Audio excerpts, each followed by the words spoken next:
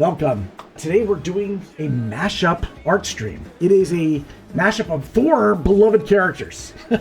Calvin and Hobbes and Deadpool and Wolverine. And we're gonna mash them all together. Now you're asking, this is strange, this is not a dragon. Why are you doing this? Today's stream was actually commissioned by Maybe Q Chris, who reached out to me and said, I've got this idea in my head and I want you to bring it to life. I'm gonna do my best. He described to me what he was thinking of. I'm gonna try and bring it to life. I won't ever meet his imagination, but I'll do my darndest.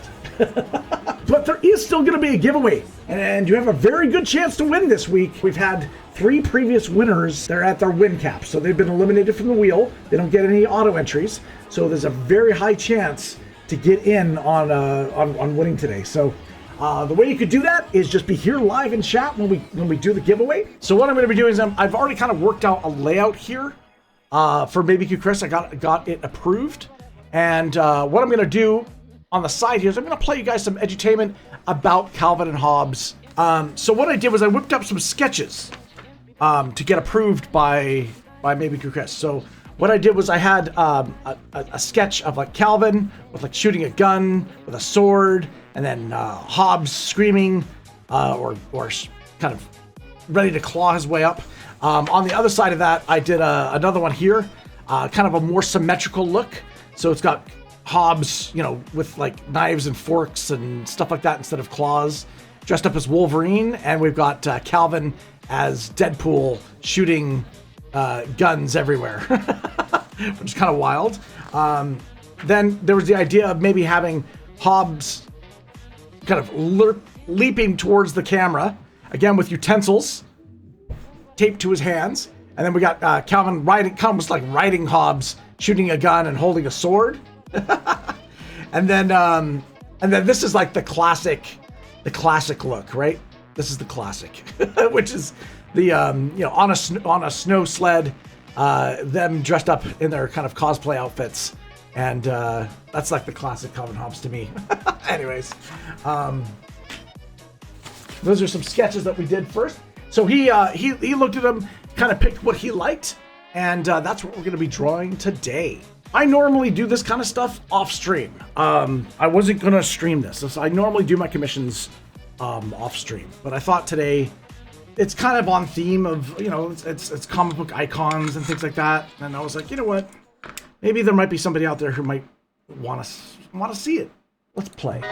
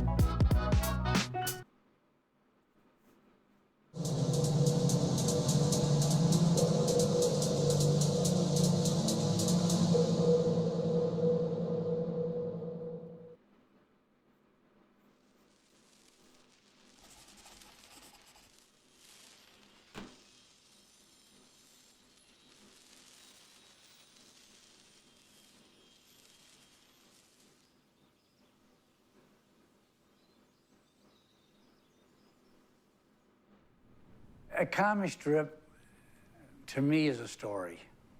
It could be a brief story. It's like having the opportunity to get a peek into people, characters' lives. And they can make you laugh, they can make you cry. Just have an impact on you. For the time that you read it, it's a world unto itself.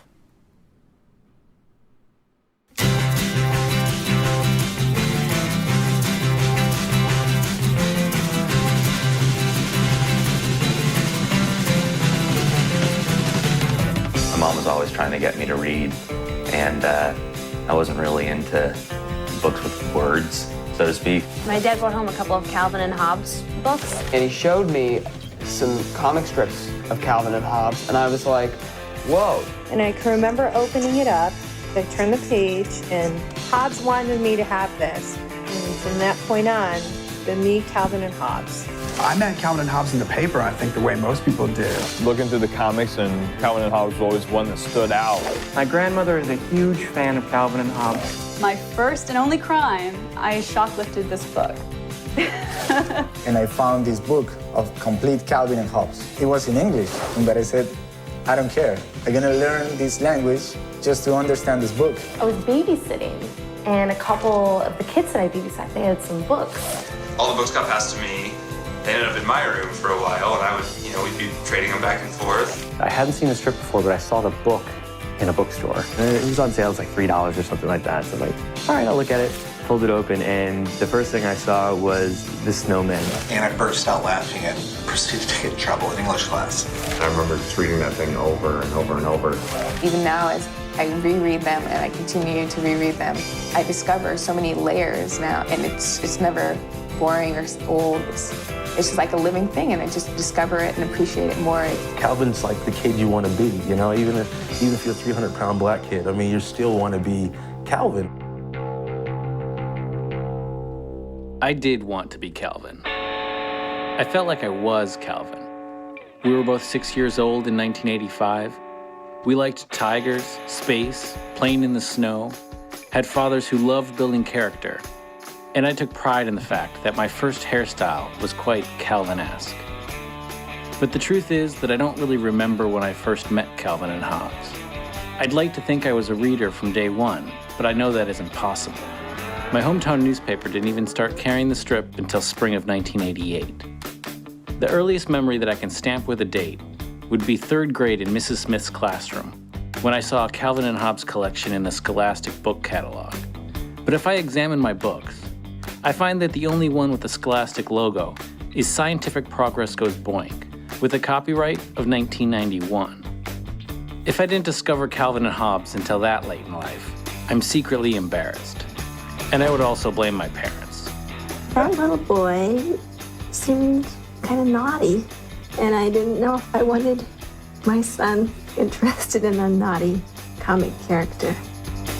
Apparently, no thanks to my mom, Calvin and Hobbes were just always there, and I don't really remember life without them. I may have fallen in love with Calvin and Hobbes as a kid, but it's one of those rare things that still holds great significance to me as an adult. I really can't think of anything else from my childhood that has retained so much value. I don't claim to be an expert on comics. I'm not even close. I never read comic books, I haven't read the newspaper comics regularly for years, and I've only recently started to reacquaint myself with what the comics have to offer now. But for years, I've read and reread my Calvin and Hobbes books, which always put a smile on my face. And the strip still holds meaning for so many other readers around the world. I know because I've heard from them, and they've sent me their stories. Many people have tried to track down Bill Watterson over the years, but I'm not so interested in the man himself, but why his simple comic strip about a boy and his tiger could somehow have such meaning and have had such a personal impact on so many people. Just as people often find it a challenge to describe the strip itself, I think anybody would have a hard time distilling the ingredients that made it what it is. But we can be sure of one thing. On November 18th, 1985, Bill Watterson's creation debuted in just a few dozen newspapers, and it left an enormous imprint on countless readers from across the globe. So the very first Calvin and Hobbes strip, Calvin off to check his tiger trap that he rigged up with a tuna fish sandwich, and sure enough, in the last frame we see that Hobbes has fallen for the bait, and he has his very own tiger friend for life. And that is our intro to Calvin and Hobbes. I've never met anyone who doesn't like Calvin and Hobbes, so I can't say that about any other strip. And there's other strips that are very, very popular, very successful. Most people love them, but invariably I'll run into someone that says, I just don't get that strip, or I really don't like that strip. With Calvin and Hobbes, it's different. It just seems to appeal to all different audiences, young and old, and men and women, and people in the country, people in the city. I mean, really just all demographics. It seems to speak to people. Everyone, you know, is united by their love for the strip, but everyone has a specific thing that they love about it or specific things that they love about it. And it's not always the same thing. Well, I grew up in a Mexican neighborhood. I went to a white school, and I was like 300 pounds, so I didn't really fit in. But neither did Calvin, like it wasn't really a problem. He was just, I'm weird, and this is the way I am, and this is the way I'm gonna be. And I think that's one of the things that really kind of attracted me to the character. What really resonated to me was the whole imagination aspect of it and how he just created it in his head. And he didn't even see his teacher or his principal. He just saw aliens, and he was Spaceman Spiff. It's a very deep, very philosophical experience reading a Calvin and Hobbes book, even though on the surface they're just cartoons. He's really created characters that I think have a lot of depth and are interesting to read about. Calvin Hobbes is such a subversive comic, but it has a purity to it that most comics don't, because it is so joyful and very much in the imagination of this kid, and yet he is hyper aware of world events and pop culture and ironies and social concepts. And I found that really, really exciting.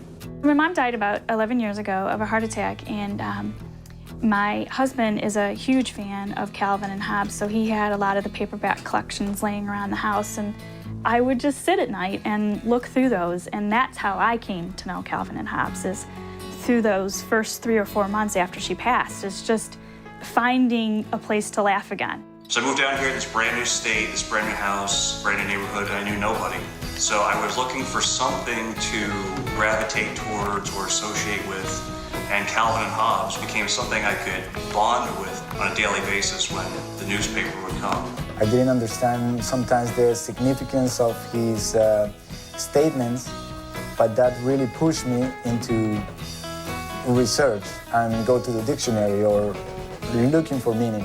It's one of those things that you just, when you find it, you want to share it. And as soon as he could start reading, I wanted to give him the books. And just like I thought it would, I mean, there's times now where he'll be reading it in his bedroom, and I'll just hear him laughing. And just that simple act of hearing him laugh as I know what he's reading, it's like, there you go. That's what I was hoping for. I don't know if you know how Israel was in 2002, 2001, 2002. It was pretty crazy. You opened the newspaper and you saw another bombing every day. It was really intense. So I looked forward to the Sunday paper because they would run the strip, and I cut them out and would hang them up on my wall. Even if there was something horrible in the paper, I would still get my smile and you know, the good feeling from just reading that. It relieves the stress of living in that kind of a world. When we need something to smile about, you just pull out one of the old comics. And you just Eric, no, Bill Watterson has retired. Read it and it brings you back. And I think that's the beauty of comics, especially Calvin. For those of you who don't know him, Calvin is a 6-year-old who some might call a bit of a troublemaker. But he's also extremely intelligent, with an endless imagination and an incredible lust for life. Hobbes is his ballast, his voice of reason, his co-conspirator, and loyal companion. There's Mom and Dad, Susie, Rosalind, Mo, Mrs. Wormwood, and a few other characters. But nobody else sees and understands Hobbes the way Calvin does. And it seems the reverse is probably true as well. If I actually met someone who had never read Calvin and Hobbes, which does occasionally happen, I would probably immediately just go to my desk, pull a book off, and say, here, take this. This will change your life. It's so hard to just sum it up, other than to say, this is every one of us. Certainly, it's a family strip. It's a kid's strip. In some senses, it's a gag-a-day kind of strip. You know, there's always a punchline, some kind of gag at the end. But in other ways, I think it transcends all of those things because there is a little bit of philosophy in it. There's a little bit of commentary about society. Certainly, there's a lot of humor. You know, it's a very funny strip. So it really, I think, defies categorization. There have been a lot of strips out there about younger people, you know, Dennis the Menace, a whole school of strips that try to recall youth and make it relevant to readers across different ages. But Bill's take was so fresh and so simple. Here he just took this idea and just blew it up into this wonderful relationship. It's the only strip we've ever launched that we had editors who hadn't seen it yet calling us, saying, hey, we've heard about this thing called Calvin and Hobbes. We want to be sure we get to see it. I was just blown away immediately. You know, it was one of those things that was so much fun to read. It drew me in right then, and I remember getting to the end of the set and thinking, where's the rest of it? I want more, I want more. Here was a strip that was much better drawn than anything in the papers, that had a really fresh perspective, and it just took off. Within less than a year, Calvin was taunting Susie. He was playing at being Spaceman Spiff. I think it was within the first year that he started Gross, the Get Rid of Slimy Girls Club, in his tree fort. And when you look at other strips, it generally takes an artist much longer to reach that kind of maturity and that kind of understanding of who his characters are, what their strengths are, what their potential is for humor and for interaction. And Watterson just, you know, had the pen and ink equivalent of hitting the ground running.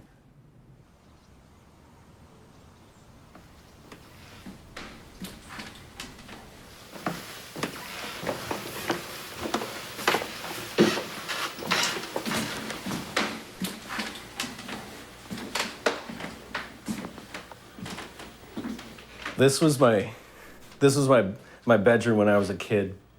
When I was like 10 years old, my brother moved to another room in the house, and this became my room, and my dad put in this corkboard wall, and I had it plastered with things that sort of represented who I was. And the main thing was Calvin and Hobbes Sunday strips. I'd get the Sunday paper, dailies too, but mostly the Sunday, and I'd go and I'd get it right away and cut out Calvin and Hobbes, and it would go right on the wall. And even at the end, like the ceiling, like all along here, this was all comic strips, like the whole way, and even on the other side. Oh man. Just plastered with Calvin and Hobbes. You know, Calvin's world is just huge. It doesn't stop. There was Spaceman Spiff, there was Susie, there were the snowmen. So I love the snowman stuff. I love the dinosaur stuff, totally. He turns into the T-Rex at recess a lot, and he's going, ah. Well, there were the snowballs as well as the snowman. Oh, and then there are the mutant killer monster snow goons, and that just cracks me up. Oh, and then there are the infamous Red Wagon. And there was getting jumped by Hobbes. Monsters under the bed. Tracer Bullet. And you see him in black and white with the hat on, and the dame walked in. She was hysterical. He'd go on a space adventure. And the time machine parts. Stupendous Man. Safari Al, I believe. When he had the transmogrifier, when he duplicates himself. There was Gross. Get rid of slimy girls. Calvin going with his parents on vacation, going camping. Those soap opera-esque ones. He would draw it like Mary Worth, or Rex Morgan MD, or some ultra-realistic comic. One of my favorites, actually, with the teacher is he's in the classroom, he's doing whatever, the teacher calls on him, and he's imagining, you know, that he's being sentenced to death, and he runs out of the classroom and hides in a cave.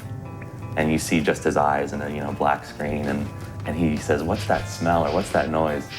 And all of a sudden you just see the lights go on, and there are like 10 monsters, like hideous monsters behind him, and he runs out. Then it cuts back to reality, and he's snuck into the teacher's lounge, which he thought was a cave. And there's just a little quote, you know, a little bubble that says, "Who was that?" That stuff cracks me up because it's so dramatic. Everything is so dramatic in Calvin's mind. And to everyone outside, it's just like, what's that little kid doing? That little kid's kind of weird.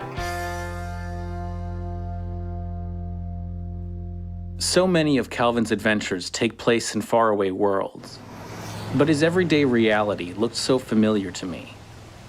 His backyard and the woods he explored probably looked just like home to a lot of readers. And they looked a lot like the small town that Bill Watterson grew up in, near Cleveland, Ohio. We're just outside of Chagrin Falls, and we're about to head to the Fireside Bookshop, where we are going to meet up with Nevin Martell, who recently wrote a book about Bill Watterson. And if you look around, this is the type of scenery that you see in Calvin and Hobbes. The landscapes, the trees, the colors, the hills.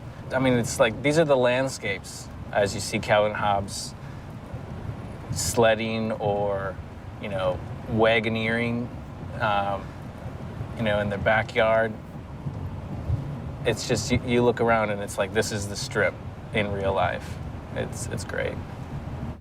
When I first drove into Chagrin Falls, it was like walking into a Calvin and Hobbes strip, because the road in which I happened to come in on happened to be from the same perspective of the image of Calvin rampaging through the triangle at the center of town while holding the popcorn shop above him like he's a giant Godzilla. So when I drove into town, I knew exactly where I was because I'd seen that before, except I'd seen it as one of Watterson's watercolors. The view is from above the clock tower here at the south end of town, looking north. Bandstand, Fireside is roughly right here, and Popcorn Shop, which is just around the corner, on the same side as Fireside. You know, as is usual per Bill, he has almost completely done the architectural details exactly as they are. I'm not sure what's on fire back here, but this is probably the most popular book we sell, simply because of the local drawing on the back. You came to Chagrin Falls, the hometown of Bill Watterson, as a part of your journey. What was that like? When I had pitched the book, I'd always pitched it with the trip to Chagrin Falls. And I always knew that I wanted to come. When I had pitched it, it was just kind of like, and in a dream world, we'll go to Chagrin Falls and we'll knock on doors and we'll talk to people and we'll see things that have never been seen. And so I didn't really know what I was going to get. And it turned into a minor bonanza. I mean, it was a major bonanza in terms of like insight and material. Like, the book would have been thinner without it. So I started the library here about 3 years ago, and I walked into my office, and turns out I've got an original Calvin and Hobbes about Calvin going to the library and having an overdue book. I was very excited by it, and as you can tell by looking at it really close, you can actually even see white out on it. Yeah, this is the first original I've ever seen. It's like the movement. He decided that he didn't want you to see that. The size is so much bigger than how they're printed in the newspapers. You have no idea when you're reading them in the paper. And there are papers that would have printed them smaller Than that. than this. Yeah. And there's some pretty cool stuff on the back, too. Bill Watterson grew up in Chagrin Falls. His otherwise civic-minded parents encouraged Bill's slothful habits until the youth was fit for no respectable work and had to go into cartooning. Calvin and Hobbes was syndicated a year ago this month and now appears in newspapers across the world wherever better comic strips are read. Value $200, and now it says $500. We have the Chagrin Herald. They're bound newspapers from the 70s and earlier. In the 70s, you'll find some of Bill Watterson's earlier work. We'll go back here and see what we can pull off the shelf for you.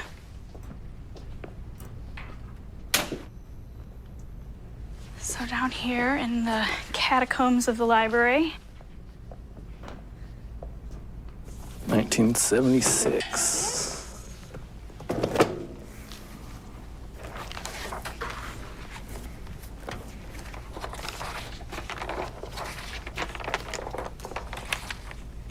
Nope. It's a very early one. Well, Thursday, August 26th. Kids are going back to school. So, going back to school. Yep. Coming straight from vacation, squealing into school, I gotcha. Calvin would be headed the other direction. So this is January. 78. This is December of 78.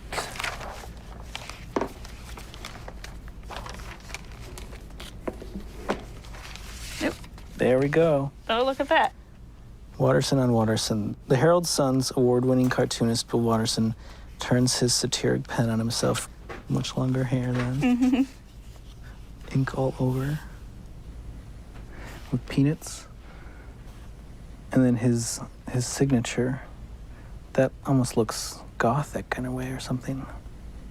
Do you have any 1982? Is there a... Yeah.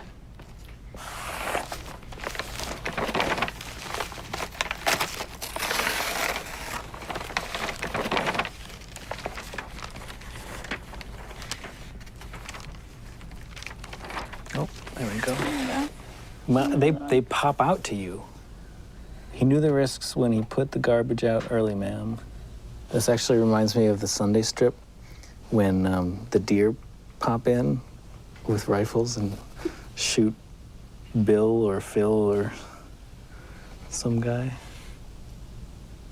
His signature here is a lot more like his signature with Calvin and Hobbes. In the early 80s, Watterson did have a few opportunities to showcase his drawing skills for various publications while he endured repeated rejection from the syndicates. But while he worked hard to make a living as a cartoonist, his talents were often wasted on laying out advertising in order to pay the bills. Within months, however, of quitting that job, Watterson was becoming one of the cartoonists who other professional and aspiring cartoonists were looking up to. It's probably hard to name an artist who came along in the 1990s onward, a comic strip artist who wasn't influenced in some way by Calvin and Hobbes. You can definitely see his impact in comics today, and it's not that anyone is copying his comics specifically or trying to do exactly what he did, but you can clearly see that the creators who are younger and who are introducing new comic strips, you can clearly see that they've read Calvin and Hobbes and are influenced by that. I can tell you when I saw Calvin, I saw the very first day in the LA Times. I liked it. And you don't like strips very often from the first day. I remember looking at comics in the newspaper and thinking, I could probably write and draw as well as these guys. I should give a comic strip a shot. After Calvin and Hobbes came out, I sort of modified it to, well, I could probably write and draw as well as most of these guys. I had sort of written off the comic strips at that point, and when Calvin and Hobbes came fresh on the scene, it was brand new, and it was funny. It captivated me right off the bat. I knew that was a good strip. I said I knew it was a funny strip. I couldn't wait to read that strip every single day. There was a unique perspective, a unique voice to it. That it wasn't generic formula gag stuff, which permeates most of the comic page. In every way, shape, and form, on every level, it was like comic strip perfection, and still is. One of my favorite lines came from Lynn Johnston, who was doing For Better, For Worse, and she said, he inspires all of us to do a little bit better. And I think that on the one side was a beneficial impact that he had, not only among artists who were working at the time, but on younger people who were reading comics, that there was this opportunity to do different things with the art and try to push the boundaries a little bit. My initial impression when I saw him was that the guy's making it harder for the rest of us, because he's setting this ridiculous standard of excellence that hadn't been seen since the Pogo years in drawing. Most of the time, I was just trying to meet my deadline. For Bill, it wasn't enough to just meet the deadline. You had to sort of move the bar a little bit over what you'd done previously. It was a completely different approach to the traditional 4-panel strip. There was just something about it that was just very, very magical. The way he drew trees, the way he drew water, the way he drew movement. The brushwork just continues to amaze me, and his writing, which is so concise and yet so deep and philosophical. His approach at philosophy and sort of representing the human condition was something that it was always bigger than just the little comic strip. The conversations had so many layers of meaning, and if I could even come close to that, I would be absolutely thrilled. Bill Watterson showed me that a great, amazing comic is great writing that can stand on its own and great drawing that can stand on its own. You take out either one of those from a Calvin and Hobbes strip, and it's still great to look at. It's still funny to read. Put them together, and you have one of the greatest comic strips of all time. Calvin Hobbes, for as far as a comic strip goes, was such a huge influence on me wanting to become a cartoonist. It's everything a comic strip should be. It's very dynamic, it's funny, it's got a strong voice, the artwork is fabulous. There wasn't anything not to like about it. If he's not the most cited influence, he's certainly second behind Schultz and Peanuts, but he's up there. And I think we get so many submissions that say, you know, I've always been a big fan of Calvin and Hobbes, so I wanted to try and do this. I think you can see an influence of Calvin and Hobbes to a degree in Zits, a strip I like very much. There's a kind of Calvin-esque feel to the way that Jim Boardman and Jerry Scott will play Jeremy Duncan's fantasies against the reality. As a professional cartoonist, I read it now, and you just see a master at his craft, you know, someone that puts you to shame as far as what you're able to do in comparison. I actually have a comic that I had to do for a class in college at the School of Visual Arts. So we had to do a comic about our biggest influence. Of course, what else would I pick but Calvin and Hobbes? One of the things that I feel that I gained the most as a cartoonist from reading the strip is learning how to do such wild and crazy expressions. Sometimes it's not just the writing, it's just the simplest crazy drawing that will make you laugh or smile and really influence you. So I was very happy to get my inner Calvin on while working on the strip. I got a lot of attention for a resemblance to Calvin and Hobbes, and some of it was very, very flattering, and some of it was less flattering, and some of it was flat out mean. I tried not to take it personally. I mean, the people who were outraged that my strip might bear any resemblance to Calvin and Hobbes, I think that was done mostly out of a passionate love for Calvin and Hobbes. And anything that you write is going to be autobiographical at its heart. Same with Fraz. You know, Fraz is me. He's cooler than I am because I can make him that way. But he's me. And likewise, if I learned a whole bunch from Calvin and Hobbes, from Bill Watterson, I'm not going to cover that up. Honestly, I think it would be rude to try and say, oh no, I did this all on my own. This is all me. I didn't learn this from anybody. No, we're all standing on the shoulders of giants. Watterson certainly left us a legacy of great ideas, great drawing, great comics. But he was last in a long line of really amazing cartoonists from the 20th century, since the real blooming of the comic strip art form. And he very much valued the work of Walt Kelly, one of the cartoonists that I loved to read when I was a kid. If you look at Pogo, you can see that he very strongly influenced not only Bill Watterson, but also Jeff Smith, who does Bone. Pogo was this world similar to what Watterson created, where there were these animals and these characters, and they spoke about things much bigger than the swamp that they lived in.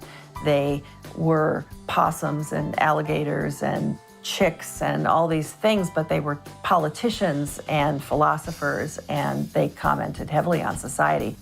So I can imagine why Watterson found Pogo fascinating to look at, and it's beautifully drawn, and Walt Kelly, you know, just no end of genius in how he created Pogo.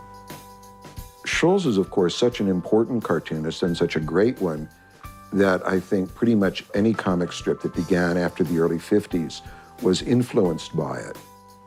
The scale of the stories he would tell, the intimacy of the strip and of the settings, the observations of children's lives, all I think, again, can be seen as influences on Calvin and Hobbes.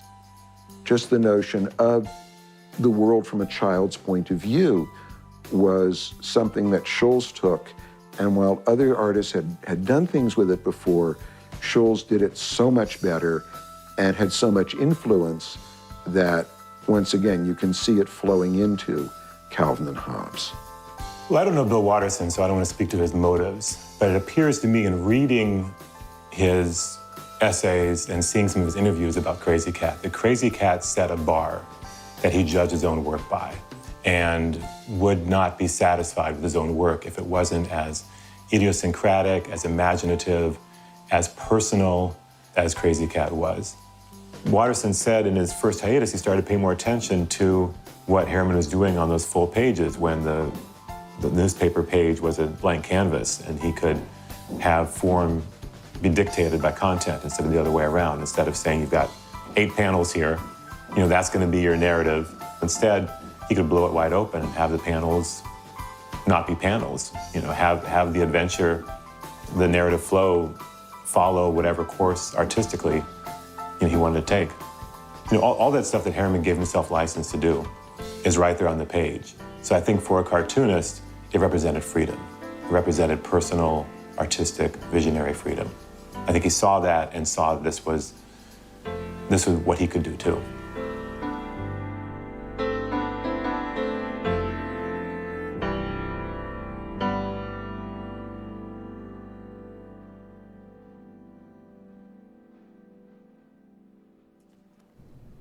There's something else deep in the basement of the library in Chagrin Falls. Watterson lent his photography skills to his high school yearbook, and his cartoons are scattered throughout. One of his drawings is a depiction of the 4 photographers on staff. As the caption reads, Watterson is the one on the far right, blinking. Perhaps this drawing foreshadows Watterson's future reputation for being a man who shied away from the spotlight and very much desired his privacy. I think initially he was pleased that so many papers were signing on. He started getting a lot of fan mail. He got a lot of press attention, and he realized, I think pretty quickly on, that he had done something special. And I think it didn't take him long to become a little unnerved and taken aback by it. Even with a tiny amount of success, it's a little daunting how much feedback and comment and request you get from the general public. So I can only imagine if I'm Bill Watterson and I have millions and millions and millions of adoring fans. Nobody knows Bill Watterson. There's like 3 people on the planet who've ever seen him. He won't talk to anybody. He's the Sasquatch of cartoonists. People have seen his footprint, but nobody's ever gotten a picture of him. He just wanted to draw his comic strip. He didn't really want to be famous. He didn't want all the trappings that went with it. He just wanted to do a good job drawing a comic strip. Cartooning attracts solitary people, quiet people, insular people. Because if you were going to spend time at your drawing desk, you weren't the kind of person that dated well in high school. You know what I mean? You weren't the kind of person that was the captain of the football team. For the most part, it's people that use their art to make their voice to the world, So it doesn't surprise me that he errs on the shyer side, the introverted side, the reclusive side, because that's probably what his life framed him as. He was probably always shy and introverted and reclusive, or else he wouldn't have spent the decades crafting his abilities as an artist. He would have been out socializing and become a regional sales manager for Midas car parts. It would have been a different path in life. Luckily, Watterson didn't end up selling car parts, and he did create Calvin and Hobbes. By the end of its decade-long syndication, it was in over 2,400 newspapers worldwide, with the daily readership of millions. Watterson won the Reuben Award for Cartoonist of the Year in 1986 and 1988, the Harvey Award for Best Syndicated Comic Strip 7 years in a row, and Calvin and Hobbes was loved by readers and critics alike. 18 Calvin and Hobbes book collections have been published in the U.S., selling 45 million copies, and dozens more have been published internationally in at least 24 languages. There are frequent homages and spoofs on the comics pages, and the strip has been referenced in numerous American TV shows, including Family Guy, The Big Bang Theory, Parks and Recreation, Portlandia, and Robot Chicken. But Bill Watterson doesn't seem to care too much about the numbers or the awards or the accolades. His focus was on the comic strip itself, which, despite being something that Watterson has said he did for himself, had become very important to readers worldwide. Bill Watterson saved almost all of the original art from Calvin and Hobbes, both the dailies and the Sundays, and all of the book art that he did, and he put it on deposit here at the Bailey Ireland Cartoon Library and Museum. So we are the caretakers, and we make sure that it's preserved and kept safe. and also that it's accessible to researchers and scholars. So if somebody wants to come and actually see the original art, they can come to our reading room and request it, and we'll bring it out and they can look at it. So this is what we call the stacks, and this is obviously where we keep all of our collection. We operate like a rare books room, so nothing circulates, nothing actually leaves the cartoon library. If anybody wants to use something, they have to actually come here and request it, and then we bring it out and you can look at it. So we have over 400,000 original cartoons, including, of course, the Bill Watterson Deposit Collection. We have many, many books about cartoons, periodicals, we have comic books. We also have archival material, so we collect the papers and letters of cartoonists and other people related to the business. This is going to be all of your books about cartoons, anthologies, reprint books, how-to books, journals like Puck or Judge that have a lot of cartoons in them. And then over here we have our flat files, which is all of the original art. So this is one of my favorite drawers. This is our Little Nemos by Winsor McKay, and these are just absolutely spectacular. That is massive. Yes, and of course the newspaper pages were bigger themselves at the time, but it would have been smaller than he did it as the original. Little Nemo, of course, is a wonderful comic strip about a little boy who goes to sleep every night, and he goes to Slumberland and has all these amazing adventures. And then always in the last panel, he wakes up and is back in his bed and is back into reality. And so if you can see how this influenced Bill Watterson with Calvin and Hobbes. There are a lot of strips that are like that, where he's in kind of a fantasy world, and then in the last panel, he wakes up or comes back to reality.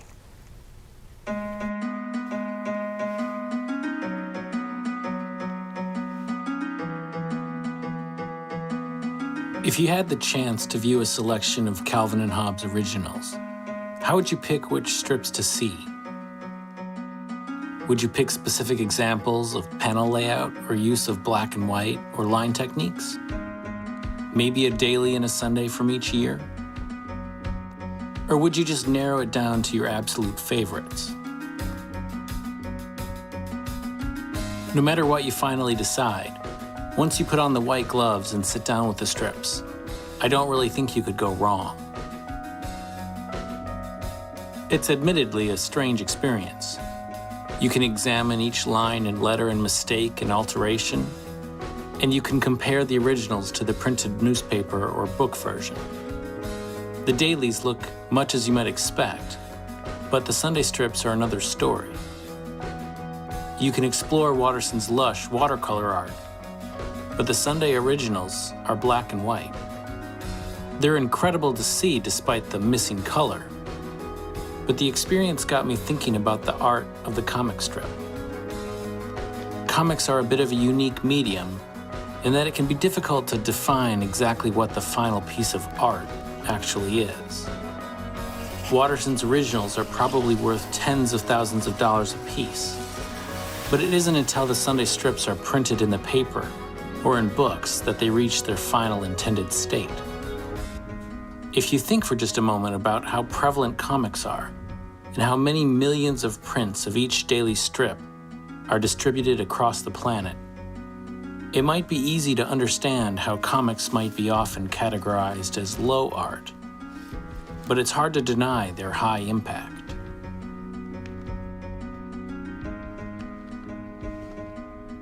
I think he very quickly grew from, let me get a package together that a syndicate will pick up, to, gosh, I got picked up and I'm going to be syndicated, to now I have this opportunity to kind of explore these different artistic options. But I think he quickly picked up the opportunities with color on Sundays, the ability to push out the boundaries on that piece of canvas on the Sundays. And also on the dailies, he tried so many different things in the dailies as just from the perspective of an artist.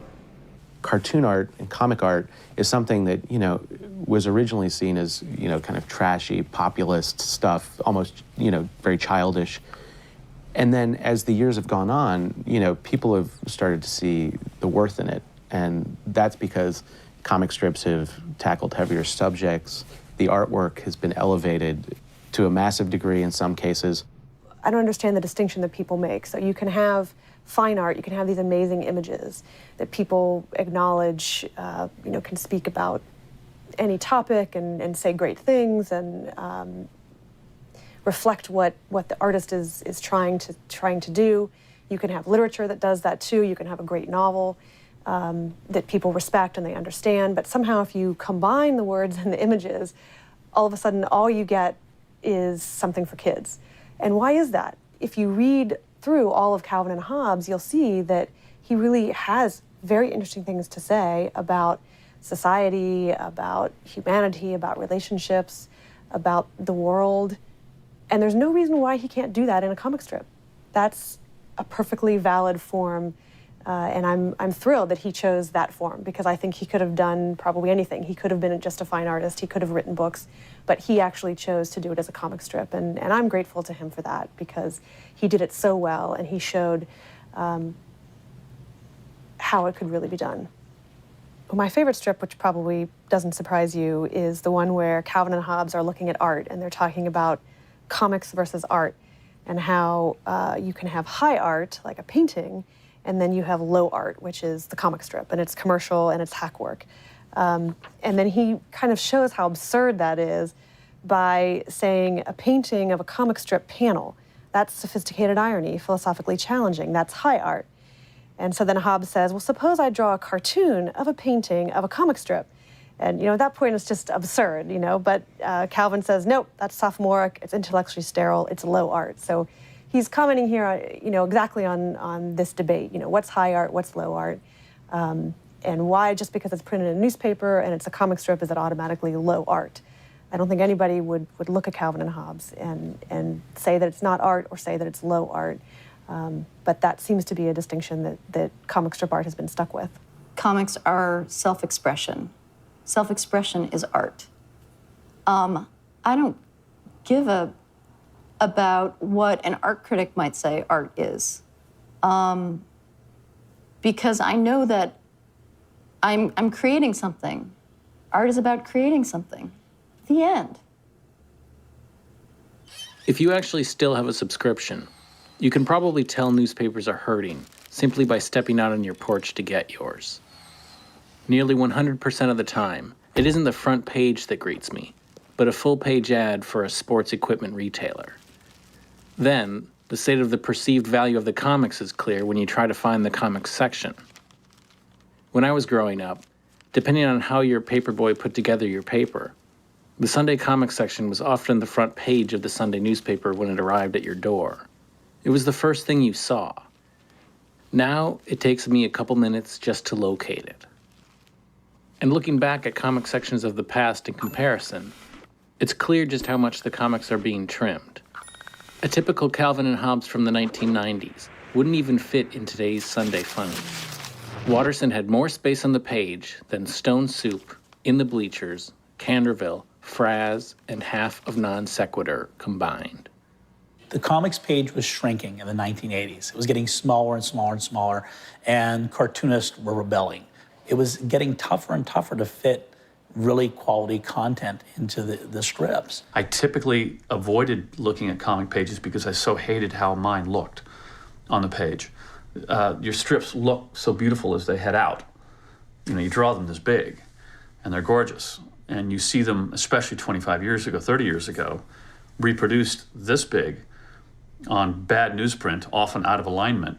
And it was depressing. It was like, why am I in this business? The smaller and smaller reproductions meant there was less chance for visuals, less chance to draw well, less chance for the audience to appreciate good drawing and imaginative visuals. If you are working to create a graphic entity, a pictorial representation of something, you don't want to see it shrunk down to a postage stamp.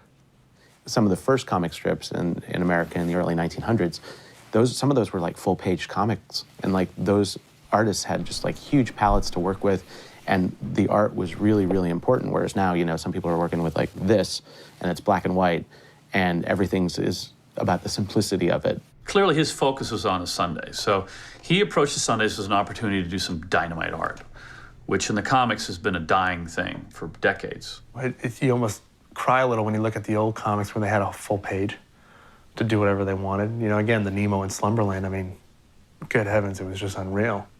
When you look at the great strips of the past, not only McKay and Harriman and Milt Caniff and Walt Kelly, the general standard of draftsmanship used to be much higher.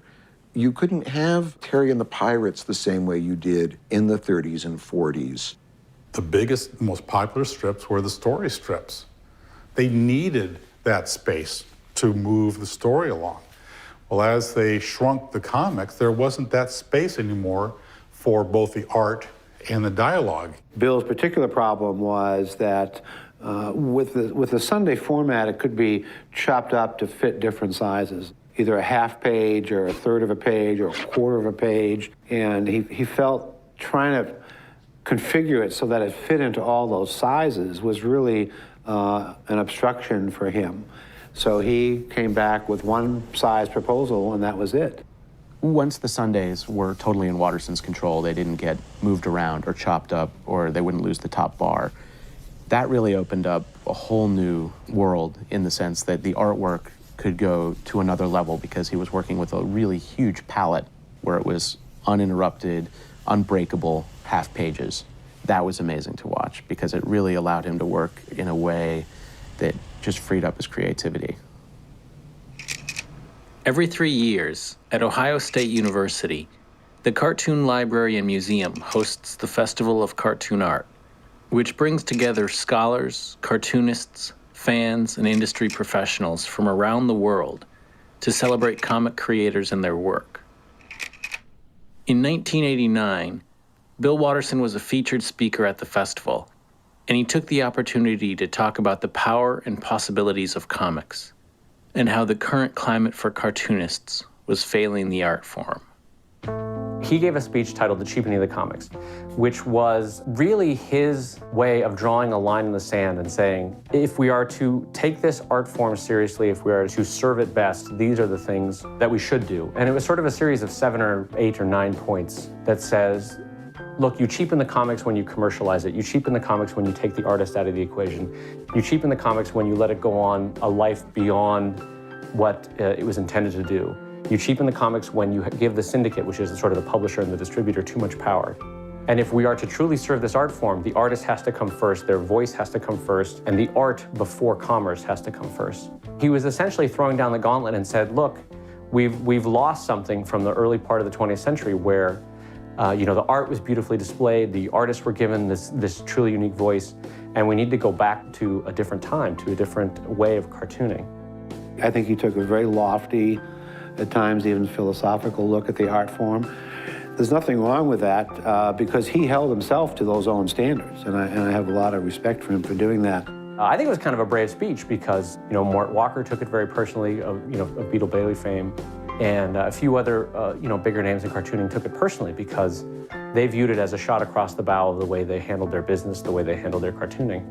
Within the crowd, my recollection was that there was a strong split among those who were, yeah, go get them, go tell them the way it is, and the other side, which was, who is this kid to tell me how to do my art and do what I want with my life and my business? Watterson was coming out of more of the artistic tradition of this, look, we can raise this art up, and others were coming from, look, it has always been this intersection of art and commerce, so you cannot deny that. I've talked to Jeff Smith of Bone about it, and he said he literally walked out of that hall and said, I realized that Bone cannot be what I want it to be in a comic strip form. I have to forge my own path. I have to take Bone elsewhere.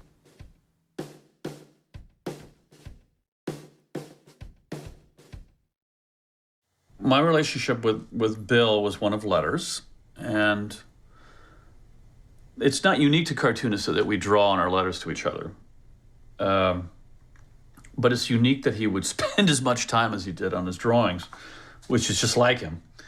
He didn't do anything like I did, which was by the seat of the pants and extremely quickly. The source of much of the energy with the letters and the drawings to me was at my expense. He and I were the yin and the yang of the comic strips in the 80s because I was making these and he was not, And as he would draw me, I was taking the money and buying gasoline with it and pumping it into my speedboat, which he used to put on the bottom almost of each of the letters he wrote me. And the person handing me the money was the syndicate boss, who he had no appreciation for. So that's how he saw me, and that's how he saw the syndicate, and that's how he saw the exploitation of one's characters in a comic strip, all nicely personified in one drawing. We realized that Calvin and Hobbes was going to be huge in licensing. We could just tell by the signs, the response from the public, but Bill made it clear that he was just not going to do it. Watterson obviously had very strong feelings about merchandising and the commerce side of comics. I mean, he participated in a way, just being in a newspaper is part of that, but he clearly had very specific ideas about how merchandising can change the characters or change the art or change the creator and what their vision is. The idea of, you know, a stuffed Hobbes sitting on a shelf somewhere would basically answer that question that's always hanging over the strip. You know, is Hobbes real? Is he a stuffed toy? Well, there's a stuffed toy, you know. We've seen many comic strip characters go from being, you know, figures you see in the paper may give you a laugh to being kind of a national blight. In the case of something like Garfield, that at one point was on, I think, 5,000 different products. And the character becomes ubiquitous and begins to feel like a pest or something you can't escape, rather than something you look forward to encountering. In a society that is as media obsessed and money obsessed as ours is and was then, his decision seemed strange, if not almost un-American. He walked away from literally tens of millions of dollars in merchandising because everything that Snoopy was on, I'm sure he was offered for Hobbes. Sparky did feel protective about being criticized for licensing because he said people don't realize that, you know, how it all started and that everything was somebody coming to me wanting to use the characters. I drew it for them. And it had an aspect of kind of fun and entrepreneurialism about it that was not to do with business. It was to do with extending your art, extending your sentiments. When Sparky did what he did, Sparky had no template, and I'm talking about the licensing.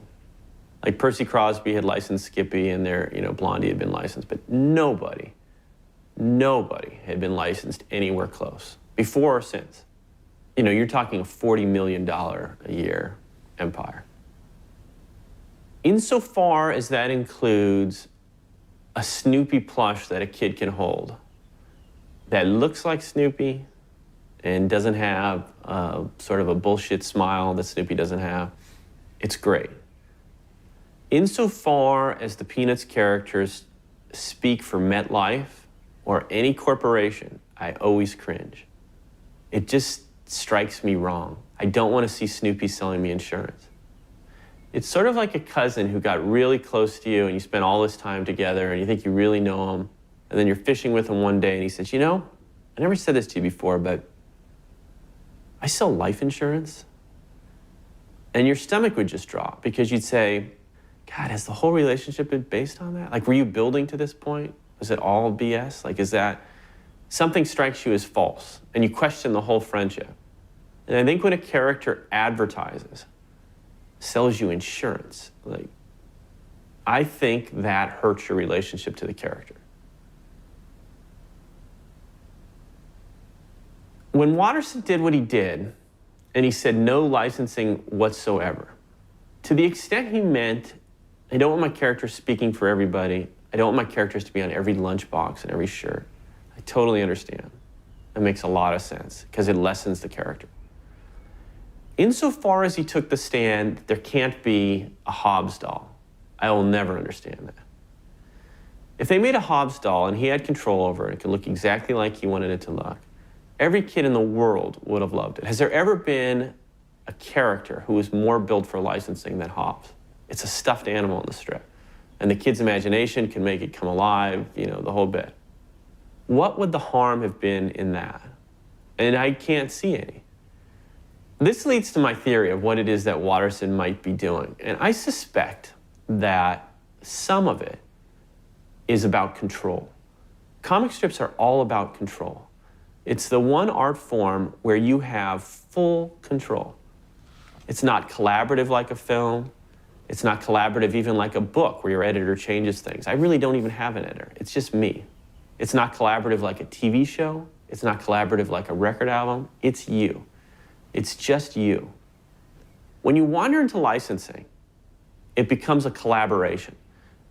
Somebody at your syndicate has to approve it. Somebody at your syndicate gives suggestions. Somebody at your syndicate says, you know, that's nice, but it'd be better if he smiled on the package, right? Smiling sells more.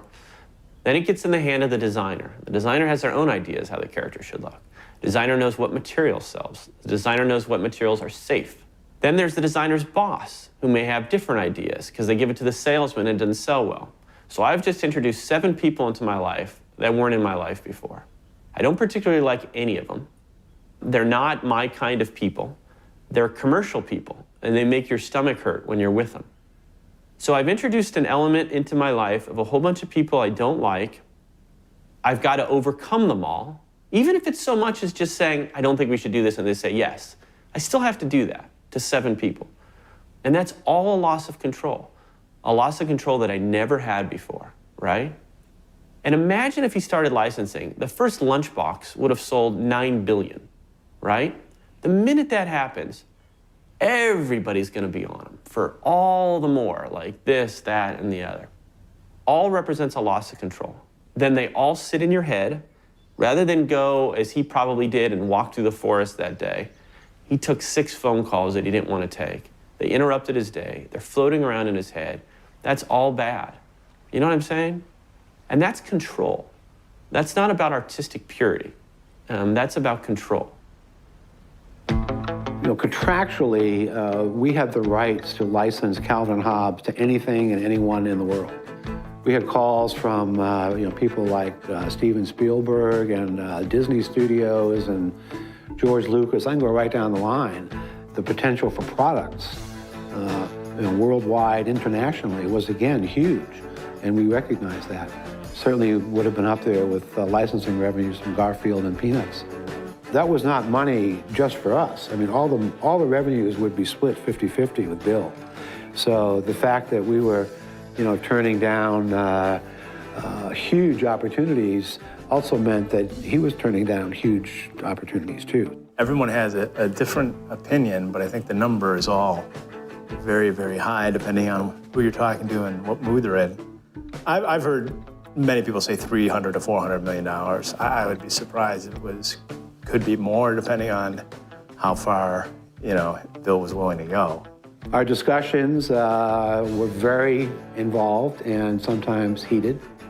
It weighed heavily on him, and I think it became apparent in some of the ways in which the strip was being worked out, some of the storylines that Bill employed, and the question of commercialism versus art and all this stuff, that it was clear that Bill was sending some messages, and we realized that we've got to make a decision as to, are we going to try to accommodate him and his interest in a reasonable way within the context of running a business?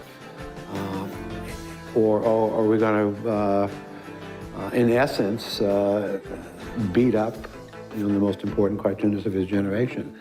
And we did what we could do to try to work out the business arrangement, and the good news was we got some more time for it. But I do believe he did come close to just calling one day and saying, that's it.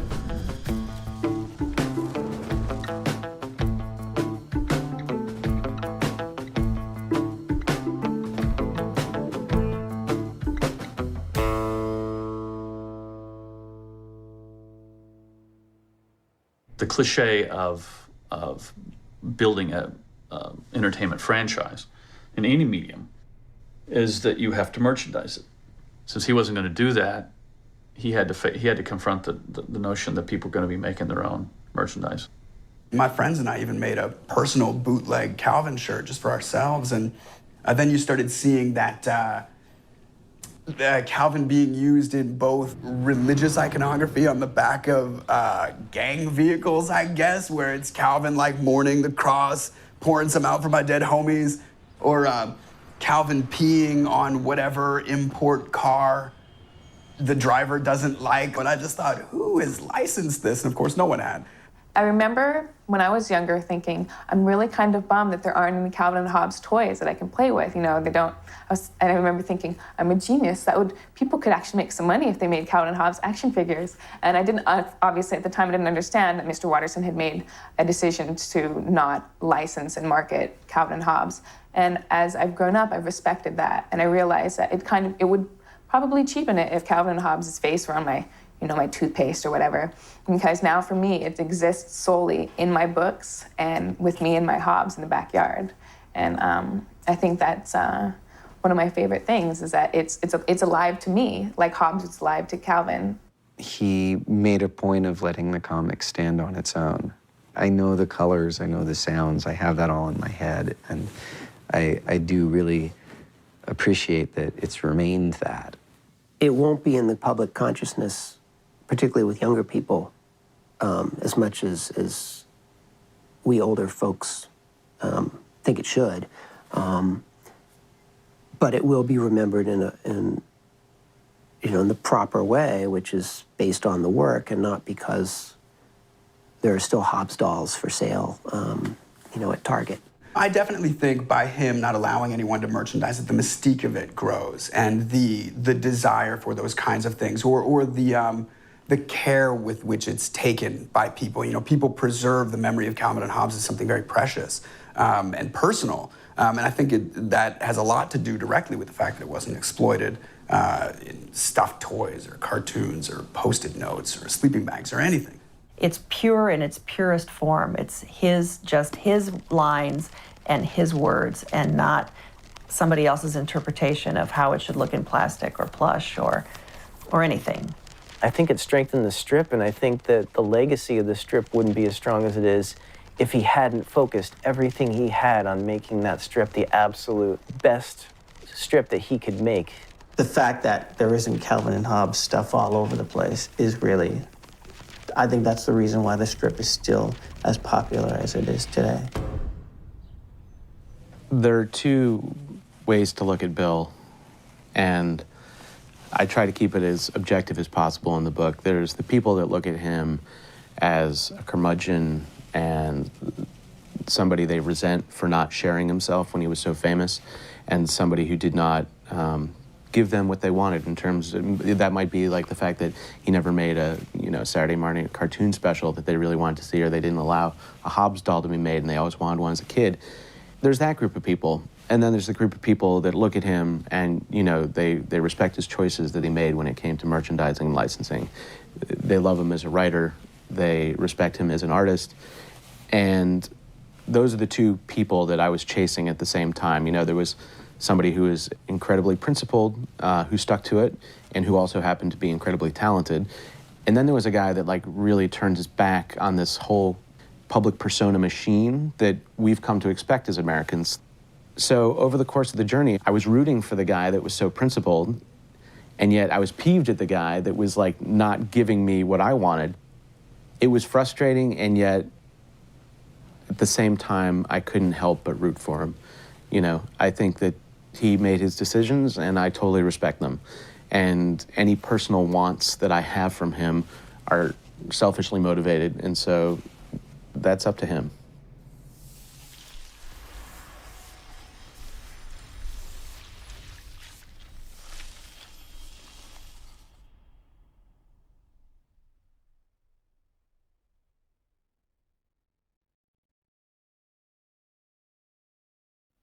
I would say my favorite strips are my arm.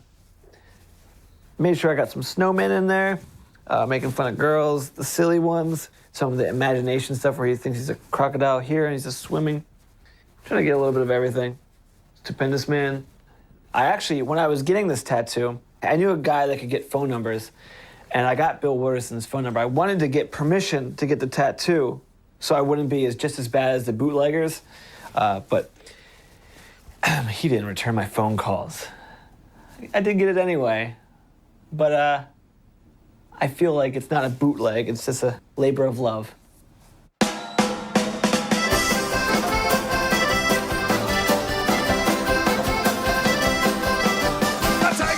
just got the sled and I have packed the snack. We all set for a trip ahead. We're never coming back. Abandoning this life we'll have. So long, mom and pop. We're sick of doing what you said, and now it's got to stop.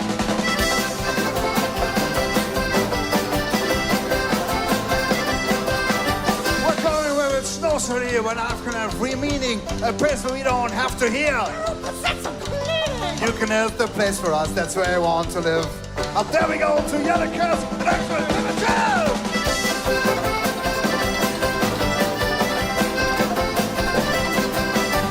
Never have to go to school for a sit to submission. All men's are steady, teachers who make us to listen.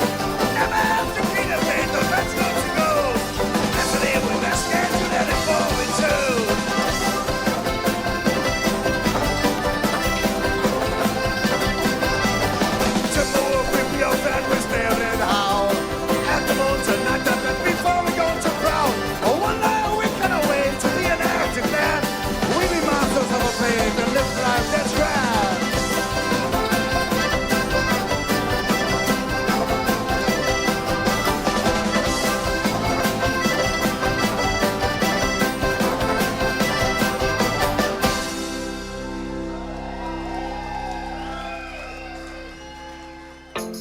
People talk about kind of the death of cartooning because of kind of the passing of newspapers. But really we're in a time right now where it's not just newspapers, it's media. Like media is changing and the way we make money from media is changing. Newspaper comics are especially interesting though because they used to be unified. Like every day you'd open up and your paper would have 1 or 2 pages devoted to newspaper comics. And first of all, those pages are getting cut down and shrunk more and more as time goes on and as newspaper budgets keep getting cut. So you're not coming to the same collective space every day to experience the newspaper and comics. You know, you can go online if you're interested and either find the strips that you already like or go discover new ones, but it's not the kind of same thing. You have to go to one page on Code Comics for Calvin and Hobbes, and then you go to another independent artist website for their webcomic, and then you go to another website for another webcomic. And you know, you're surfing, you know, but you're never going to one place to get all those different perspectives. And that was the cool thing about comics. Whether you liked Garfield or Family Circus or The Wizard of Id or Calvin and Hobbes, you could come to one page in the newspaper and experience them all. And because that medium is disappearing or shrinking, that experience is disappearing as well. There is sort of a high point for mass-distributed arts somewhere between the post-war era and probably somewhere in the mid-90s. And it's been a diminishment for TV, for film, for albums, for cartooning, for novels ever since then.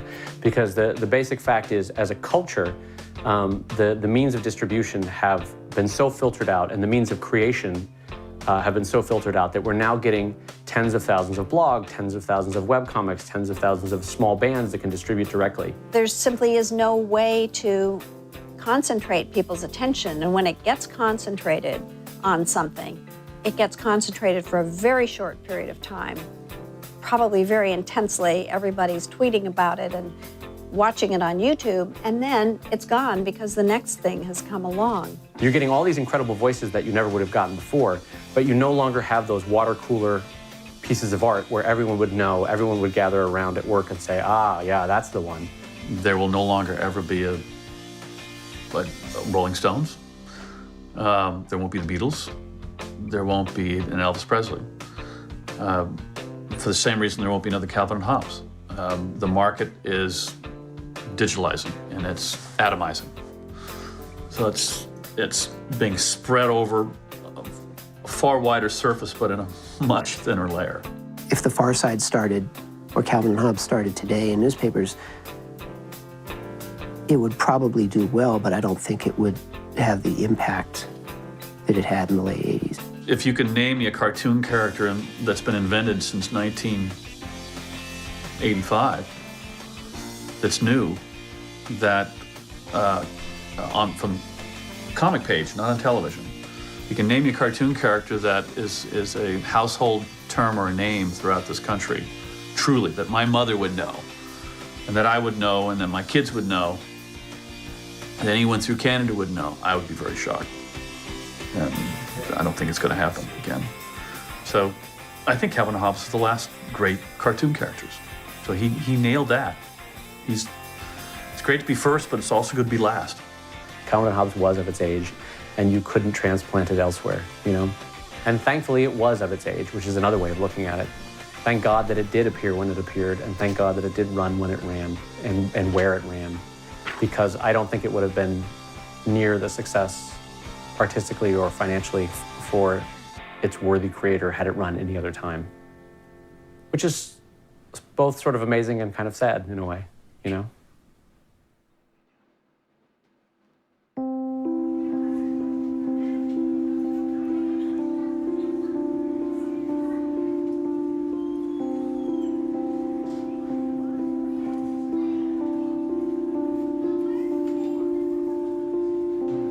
If you would have asked me the question 10 years ago, how would his lack of licensing affect the strip?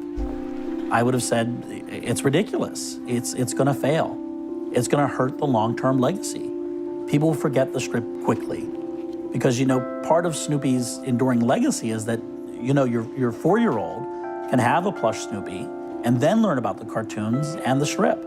They fall in love with merchandising first, and then the characters and the content and the art. So I'd said it's never gonna work. The strip is gonna go, vanish, we'll never hear from it again. And there will be people like me 40 years from now talking about it the same way we do about Crazy Cat and Pogo. Brilliant, wonderful, the public has forgotten. Not with Calvin and Hobbes. It's universal. It has maintained its quality and integrity to the point that the kids today coming up are still reading it. How do they learn about it? It's in their school libraries. That was one of the breakthroughs, is that Calvin and Hobbes was encouraged by the teachers. Teachers spotted the child who was Calvin and said, "You're Calvin, I want you to read this." And it got them reading. And parents encouraged it too. So I think that made up for a lot of the merchandising that would have helped carry it on. That made up for the animation that never happened. Is that the comic was just that good that it could survive without it. I don't know that there's a lot like that. I've lost track of the number of 6- and 7-year-olds who list Calvin and Hobbes as their favorite comic strip, and they know about the transmogrifier, they know about the time machine, and they know how to turn a cardboard box into absolutely anything. I think there's even a generation of kids named Calvin. Because people my age are starting to become parents.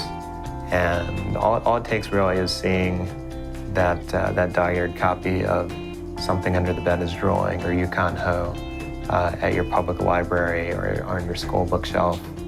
You know, I've heard questions like, why are people still reading that? Or why are the books still so popular? You know, he hasn't been in newspapers in 15 years. Why are people still talking about him? And it's like, because it's transcendent. That's the beauty of it. And that's, I think, why Calvin will be around 10 years from today, 25, because it talks to us on a deeper level than just punchline. It's kind of reflected in the fact that people can go back to Calvin and Hobbes and read them over and over and over and over again, and they're always joyful. Even when you know what the punchline is going to be, it's still funny. I feel inspired when I read a Calvin and Hobbes strip, you know? As a human being, I just like, Calvin's enjoying life so much. I want to go out and enjoy life that way.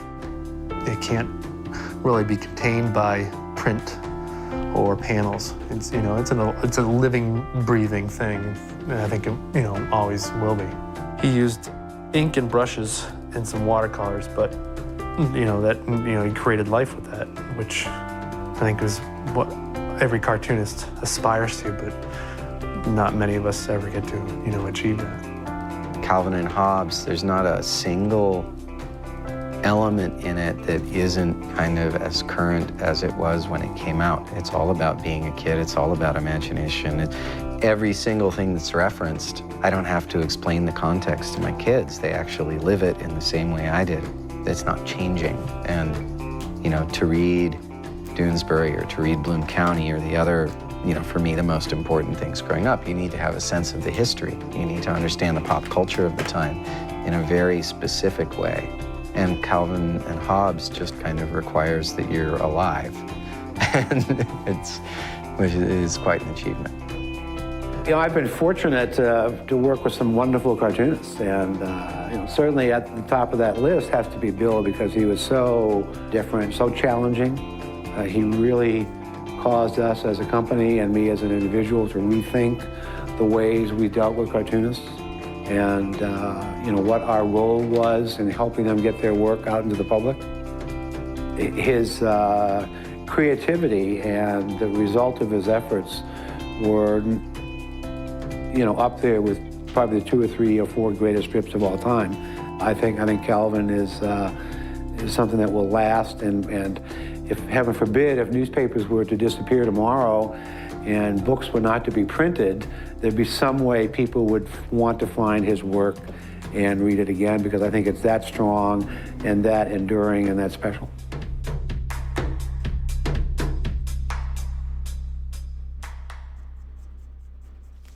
Over the years, my favorite Calvin and Hobbes strip has changed. When Watterson was still writing and drawing, my favorite might change weekly, especially as he continued to put out some of his greatest work in the last few years. I have my collection of Calvin and Hobbes strips that I love for one reason or another. But looking back at it all, as much as I love some of the strips for the humor or the adventure or the amazing art or the imaginative place that the strip took me, the strip that I can't really forget is one that nobody else has ever mentioned to me as a favorite or even a notable one. When I've described it to other fans, I don't often get a look of recognition. But for me, it's unforgettable, and it has a special meaning. I'll never know exactly what Bill Watterson's intentions were with this strip. I myself can see a few different possible interpretations. But I can no longer look at it without feeling like I've glimpsed beyond the surface of a comic strip filled with imagination and magic and joy and adventure and friendship, and seen instead a hint of tremendous disappointment and loss. Watterson conceived of this strip. He wrote it, drew it and inked it using the simplest of tools: Bristol board, 2H pencils, a sable brush, and India ink. He handed it over to his syndicate for publication in newspapers worldwide, and millions of readers discovered it in the paper or in one of his books, where we all brought our individual experiences and perspectives into the equation. And Bill Watterson has repeated this process 3,160 times. Each of these strips holds the potential to touch someone, somewhere, in a unique and personal way. Many of Watterson's strips mean something special to me. Some bring a huge smile to my face. Some challenge me to think, and a few are more melancholy. I see some strips differently now than I did as a kid. And for me, looking back, this strip foreshadows the end of Calvin and Hobbes.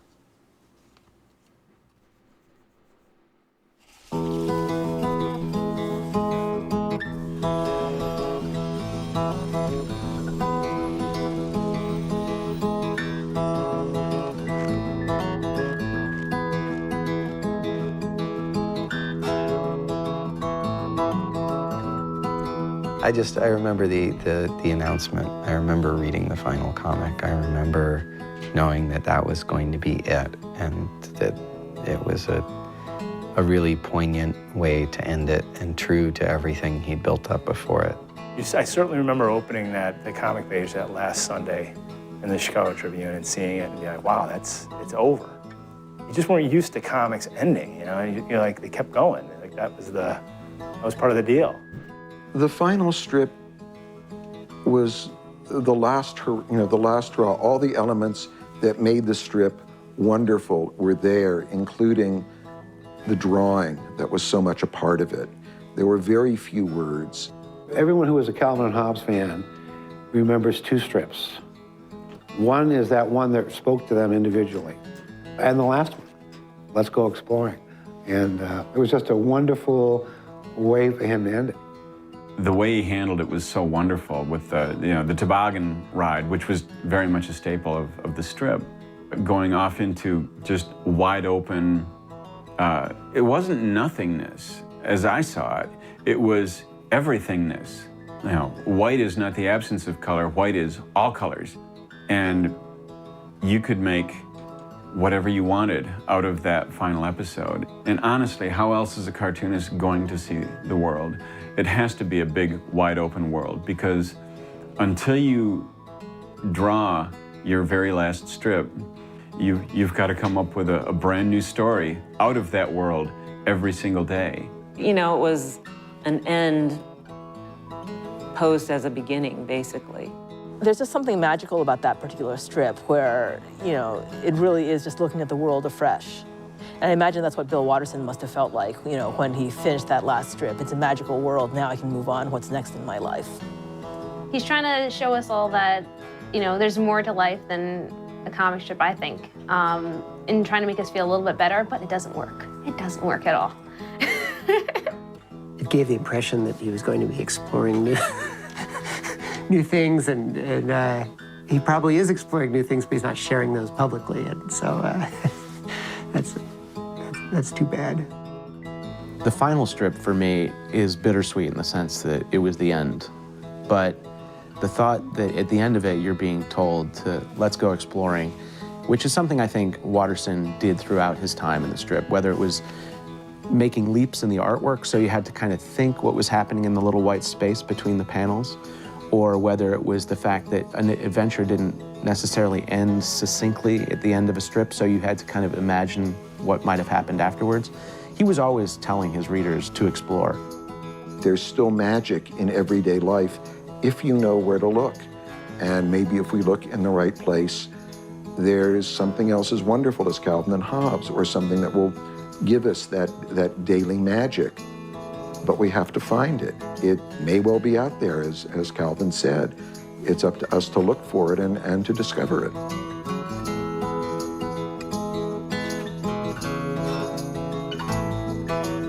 There's that saying that all good things must come to an end, but I'm not sure I believe it.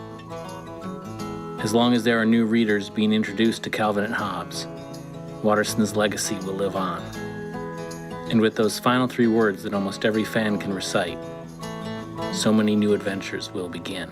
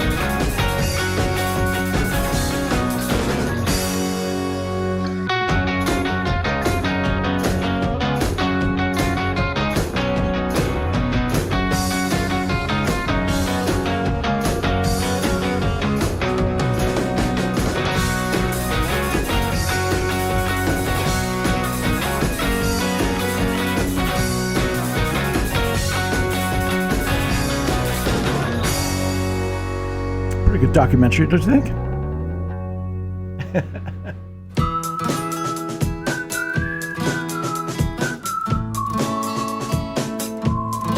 How did you guys get exposed to Calvin and Hobbes?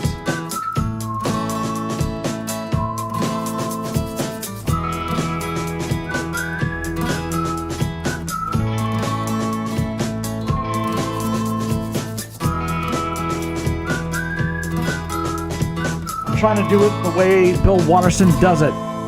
He's a master of inking, a master of watercolor, and a master of storytelling. I'm a master of none of those.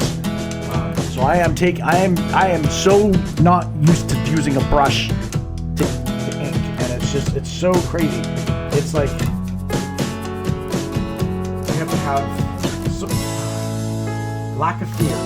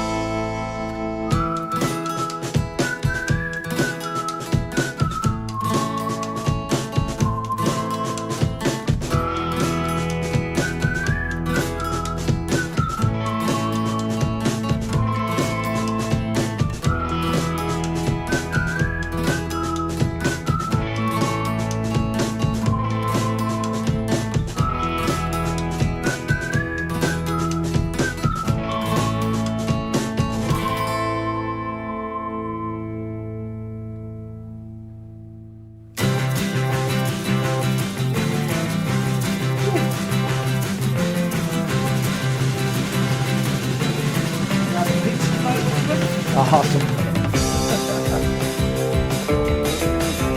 Happy pizza night.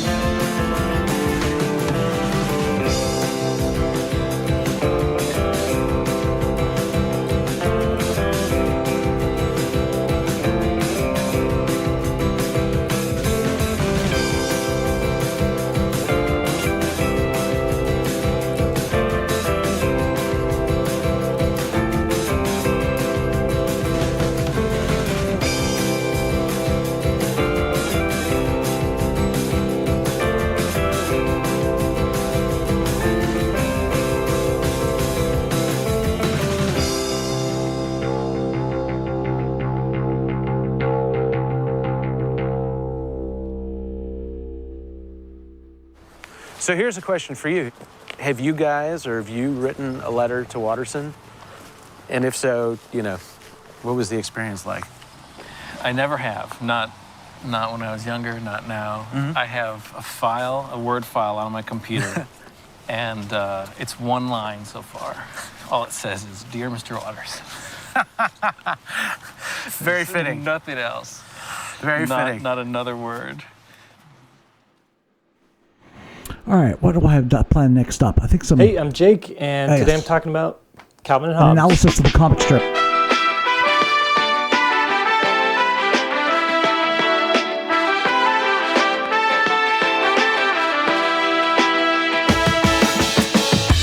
Okay, what I have here are original Calvin and Hobbes strips cut out of the newspaper when they were printed back in the 90s. These were cut by my own hand as a kid, and the reason being, I thought they were so cool. No one in the newspaper was doing comics like Bill Watterson, and Calvin Hobbes just ignited my creative brain, and I wanted to draw like him, I wanted to make things like him, and so I cut them out because there was no other way to see these things again if I didn't save them. And I talk about that later on in the video, but I just wanted to go through these, show you why Bill Watterson is so good.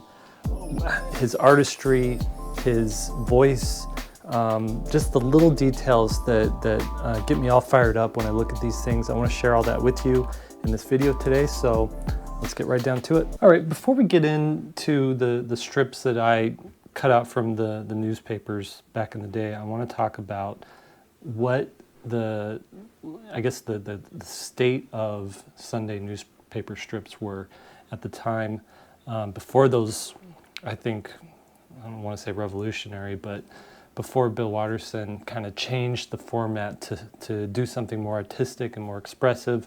What we have here, this is from the complete Calvin Hobbes, these massive books, and if you don't have these things, they're excellent. They collect everything that has been in print with Calvin Hobbes. But I wanted to show you what. Yeah, indeed, Danny.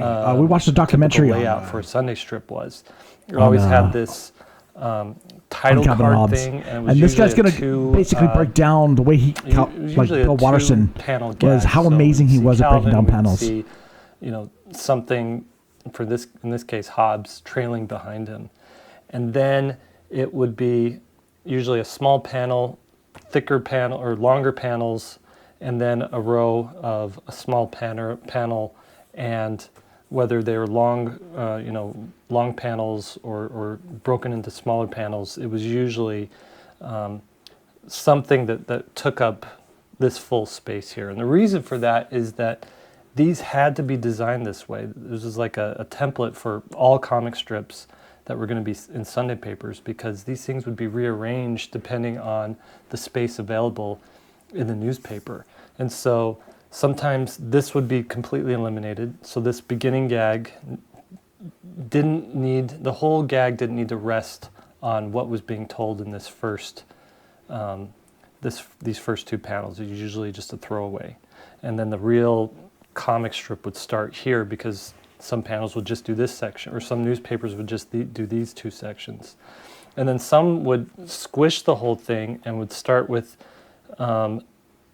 these two panels, turn these two panels into a second row, and then these two panels would be a third row. So it would be thinner and taller and take up 3 rows.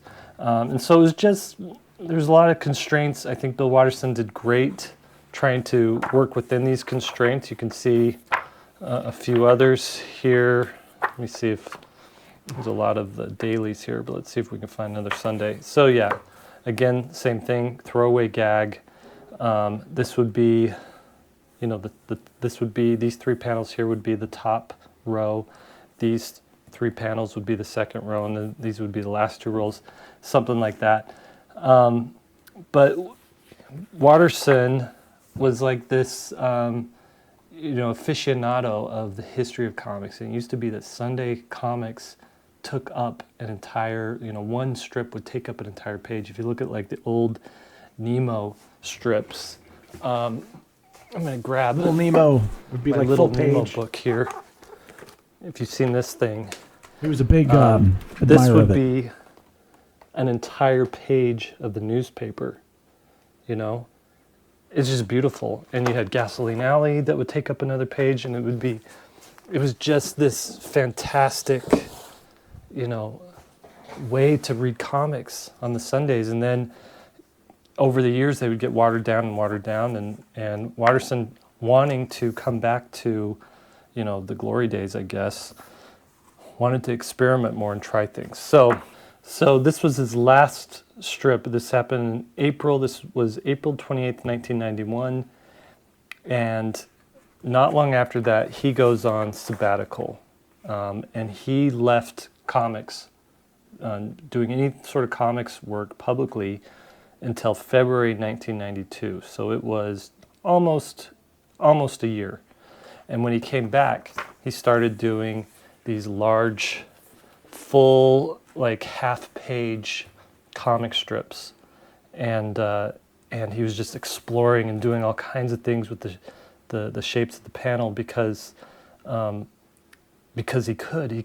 had the space to do it. And you can read up on the details of it, of how he got that deal. I mean, if you're the most successful and popular comic strip in newspapers, and people are selling newspapers because of your comic strip, you have a little bit of leverage there with the newspapers. And so he said, I want a half a page, and I want to be able to do whatever I want in that half page.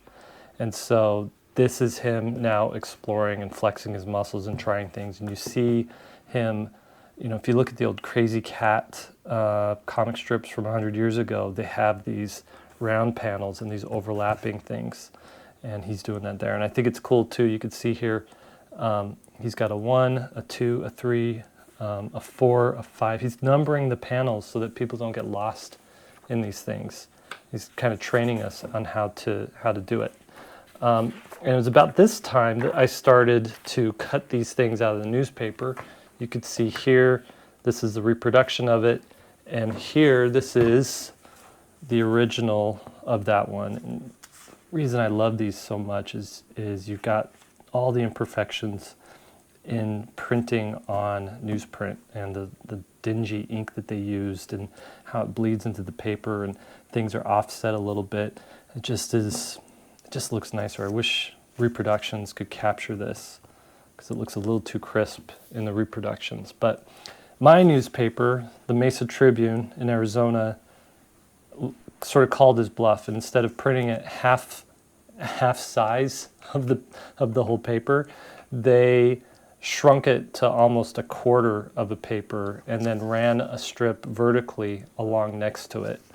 So that was a little frustrating, but I still thought it was cool. And these were the perfect size for like a 13-year-old kid to trim out of the newspaper and like keep it in his folder and take to school and study it, because at that time you wouldn't be able to unless you saved these. There's no way to see these again unless there wasn't an internet to go look these strips up. A book would come out every Christmas, I think, or summer, and I would have to wait until my birthday or Christmas to get a new Calvin Hobbes book. So I collected these so I could keep looking at them and study them and draw from them. And this is I know. I miss it. I miss the Sunday funnies. Almost everything I know about drawing dinosaurs I learned from this comic strip. This one right here just blew me away and kind of changed everything for me and showed me how to use blacks and to use hatching and use thick contour lines. This is just such a great style. You can see here, I think these, I don't know if these are in order or not. Let's see. This would be 1992. Here we are in 1993. This is 1993 as well. I think they're close in order. I don't know. But again, just look at this horizontal layout and how he is guiding your eye where it needs to go. So we have this first panel, and instead of you reading this and going down to these panels, he overlaps this panel and your eye is just directed over. Forces you to go over to that side. Top line first. So smart. Boom, boom, boom. Then you read this panel, then this panel. You come over here and you finish it out. Really well done. Okay, Spaceman Spiff. I just love the way he draws the environments and the rocks and like these cool little details here. It was like retro futurism, like these sort of designs you would see in an old Buck Rogers comic, but with this sort of shading happening here, combined with like the goofy comicness of it, my brain was just like, whoa, blown away by this stuff. And it's influenced me ever since. So scary doing ink lines with a brush, I'll tell you. One of my favorites, where Calvin, I still come back to this simple shape for like a design solution for robots.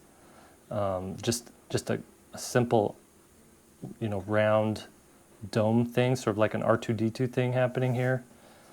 I love this background here. The fact that the POV is looking down on a yard. You rarely get this in the newspaper comic strips. Everything's very much told from this perspective. And then on Sundays, he would come in, he would show us the world that they're living in. Very much a Jetsons type of thing happening here. Looks like a pencil lead on stream. Yeah, no, it's just a very thin. Really, one of my most favorite Calvin Hobbes comic strips. Brush. That's all it is. It's just a masterpiece. I think it's one of his best. From Craftsmart. Oh, you can't see it. A nice sequential animated intro here. Darkness, then light, then floating out the window. And then I'm like trying not to tremble as I do it. And the way that this tree, like both the trees, go from light to dark, like the shadows cutting into them. It's almost like it's painted on there, like he's painting with ink. And then for the design of these things, I love this. This was just the greatest thing for me to see this engine brain that they stick inside the robot of Calvin. And anytime I'm doing robot brains, I always think of this. I always come back to that. Same with these like alien head designs too. Just good stuff. It's a funny gag as well. So the robot then goes and throws away the math book, steals the I don't mean to cookies, I don't want to interrupt it, but I'll pause it for a second. Smashes things in the house. And of course, the mom. So the reason why I'm using a brush to do this, because Bill Watterson is a master inker and was using a brush to do his work. There is there's an element of control and lack of control that really brings a charm to that comic book and that comic strip. And what captures, for me anyway, when I see, he was just so good at it. But his lines would overlap. They wouldn't be perfect. And he was fine with that. It didn't have to be perfect. And so I'm trying to be, that imperfect line, or I'm trying to go thicker, because he'd use thick lines and whatnot. And I'm trying to emulate that, pay homage to that, even though I'm not comfortable doing it. So that's my process of what I'm doing. For this really fine stuff, like the utensils for Hobbes's Wolverine claws, I am not that brave. I'm going to go in with an actual something I'm more comfortable with, so I can do my straight lines and things like that. So but for the main parts of the figures, that's what I wanted to do. I wanted to at least honor him by doing the way he did it, because he's so good. And then we put the colors. A lot of the colors in here are watercolors, which is what he used as well. So this is an homage to him, and a mashup. There is going to be, by the way, guys, you're just joining the stream. There is a giveaway today. Even though this is commissioned, there is going to be a giveaway as well. So it's yep. Okay. I gotta hit play. Mom doesn't believe his story, and he goes back. He's grounded, and he stares up at the stars, frustrated. Another good one, showing an alternate reality of how things could be. Again, you could see just panels going from normal to now this one's got a bright red border, because he's trying to emphasize the shock of seeing the mom as a puppet. And then we have this long horizontal purple border here to define that we're really in another world, as opposed to the typical world of the strip. This kind of stuff, gradients and the layered levels of purples to browns, was also just great to see in the newspaper, because everything was usually really flat, bright colors. And to see something so well rendered like this, where you've got this dark gradient to light here and the gradient coming up that way, this just really, really well done. I don't know much about how these things were colored, whether he had swatches and expressed I want the gradient to start here and go there, or whether it was watercolor. I went to the Calvin Hobbes exhibit at the Cartoon Library in Ohio, and I remember seeing something about the coloring, but it was 7 or 8 years ago. I wish I would have paid better attention to that part. I was so into looking at all the inking. This is just a beautifully rendered panel as well, how we've got the head silhouetted, head's completely in shadow. You'd think you'd want to add all the detail to the head here, but it's in shadow to kind of give this area more light and to really block this thing. And it just implies too this is a predator about to pounce, and just have those little red eye through all the shadow. And then we get to see all the detail here of the face. And you can see his dinosaurs getting, just 10 times better from the first. This isn't the first dinosaur, but this is one of the first really realistic dinosaurs we see in Calvin and Hobbes. And this is even, you could tell that Watterson was studying, museum renderings, or what's it called? Zoological illustration, things like that. Again, look at this beautiful gradient, Same with here. Beautiful wide panel of this almost tropical ocean type of thing. I guess it wouldn't be tropical, but it's like just this beautiful ocean. That's such a great design too, like tentacled monsters. To have no border around a panel too was something kind of unique that you didn't see much in the newspaper strips back in the 90s. That was really cool to see. It's just very artistic. I always loved the design of this little alien too. Such a great little guy.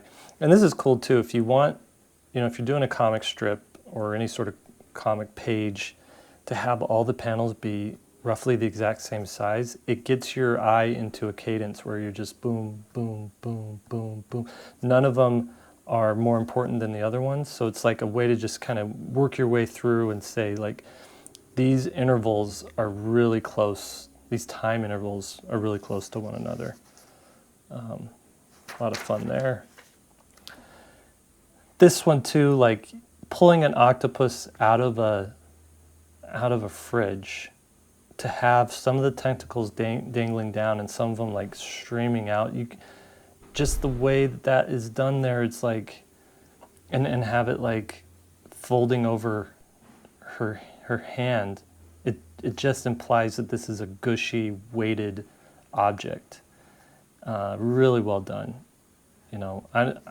Before I saw this, I didn't think, the fact that he's doing a mom making dinner with octopus and weed killer and paint, it's such a good gag, but he didn't have to go this good with the design of the octopus, but he did it anyway, and that's why he's the greatest. And again, another excellent use of color as a part of a gag. So good. Beautiful rendered rock formations. Look at that thick line. Look how thick that is. Sometimes afraid to go that thick with my inking, but not Watterson. One of the big things I learned about like inking from him is anything that's not in the foreground, you can just put straight in black shadow in the background. And it makes everything in the foreground read really better, especially on character designs. This one was cool. I actually come back to this illustration all the time when I'm trying to figure out how to do like crowd scenes and how do you illustrate a city without having to draw the entire city. So he just kind of eliminates some of this background stuff, which when you're looking at it, in real life, you don't pay attention to all the little details because you're paying attention to things moving in the foreground, and he gets away with that because he puts all these like important elements in front. Another great dinosaur, leveling up on his dinosaur drawings to draw a dinosaur head from this angle. We hadn't really seen something from that angle before in his artwork, and it's just cool to see the dimensions here. This is the 90s, so Jurassic Park is a big deal. So I'm guessing that somewhat influenced this a little bit there. And we got some Apollo action. This is, we'll call it Apollo 18, the Calvin mission. Just the imagination. Again, too, like how realistic. I love this balance of cartoony and realistic.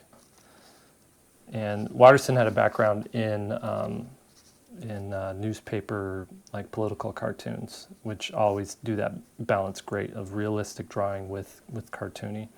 This is his take on like 90s comics. I could feel my spine shatter. It hurt a lot. And we see the spine like busting. An amazing amount of violence for a Sunday newspaper strip. I'm amazed they got away with that. But I guess when you're Bill Watterson, you can get away with doing something like that. I also like too how this printed off just a little bit. You wouldn't get this in a reproduction now, in the book that you would get from, Barnes & Noble now, whatever the latest Calvin Hobbes reprint is. I just like seeing this kind of stuff in these original Sunday strips. It gives it so much character.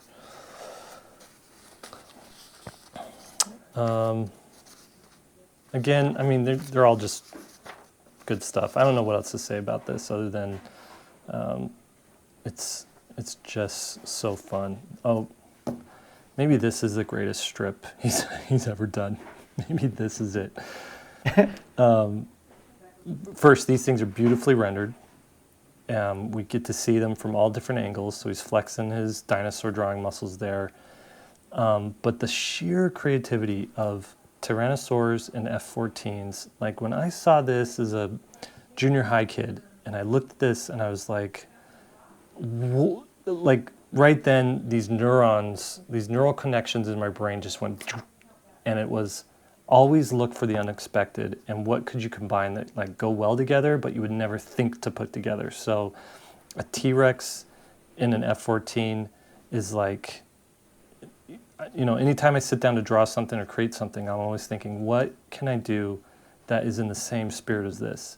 Is it, you know, what's unexpected, what's something no one's thought of, but in hindsight, just works so beautifully together.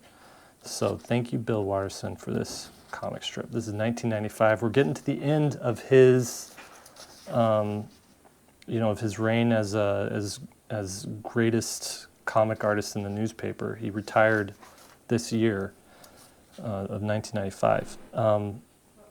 Beautiful background. It's an older video. Kind of got this Batman, Adam West, you know, vibe from the 60s show. Just the shadow that's happening in there, just this dramatic lighting that you don't expect from. This is what comic strips are in the newspaper. And then to go to this and see all this shadows and to have things obscured by blackness is like really just masterful. Is this the last dinosaur he drew? I think it might be. Again, beautiful, just to stick a dinosaur in a kitchen. It's more of that, what's unexpected, but is just beautifully done. This one's good too. It's hard to draw like a kid, and I think he nails it. It's just such a creative thing to like show the paper, you know.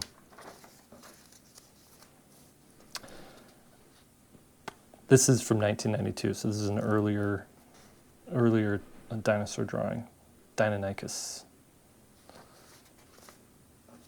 Like another beautiful dinosaur one. I didn't cut out all of them, I just cut out the ones that I thought were cool that I wanted to like reproduce, try to learn from. I think we're it. This one too, just the fact that you have this nice establishing shot that didn't have to be this good, but he puts so much detail and thought into this. To have the characters so tiny, to kind of show scale and everything. Really well done. And I love this one too. This is another good one. I mean, they're all good, but this one really does stand out. And this is a typical day for a kid at school. They're herded, their brains are filled, you know, maybe to overflowing with what they think is mush, and maybe it is mush depending on who's teaching it. They're on a treadmill of sorts, a hamster wheel. They feel like they have to work. They feel like they have to be a robot, you know, repeat. By the end of the day, a kid is just, and, you know, if you have kids going to school and if you remember school, it's a lot of this kind of stuff. At the very end, like a fish out of water gasping for air. And then, boy, I'm glad to see you, Hobbes. Another typical school day. This is like, encapsulates like what Calvin and Hobbes is all about. It's a kid trying to make his way through the world as best as he can, and then, you know, trying to live life on his own terms when he has the freedom to do so. And I guess if there's anything you can pull from these Calvin Hobbes strips, I hope it's that. All right, thanks for watching this video. I know Bill Watterson isn't some hidden gem that nobody's heard of. Like, it's essentially like talking about Michael Jordan with basketball.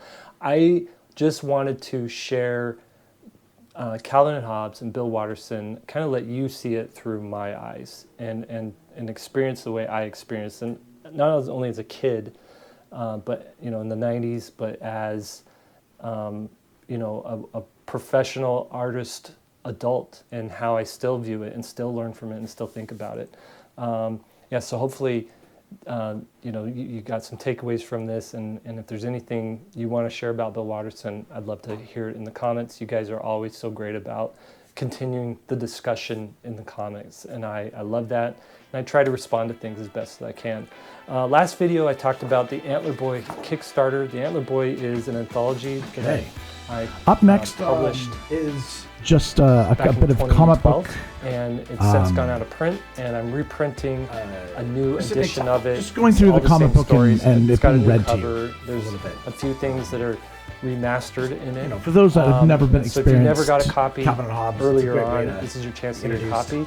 I'm not kickstarting it though. I decided I'm just going to do. Damn, look I'm at just all gonna those pay for the patrons. printing Holy crap. out of pocket, and just do either a pre-order or just put them in my shop and hope that I can recoup those costs and make a little money off of this book and share something with you know, share something that I've created with people. I think they're great stories. I always get feedback at how much people love it. They love reading it with their kids, and I'm sad when people say, "Is this, you know, where can I get a copy of this?" And I'm not able to give them one. So this is really why, you know, I'm coming back to print this book. I think that's it.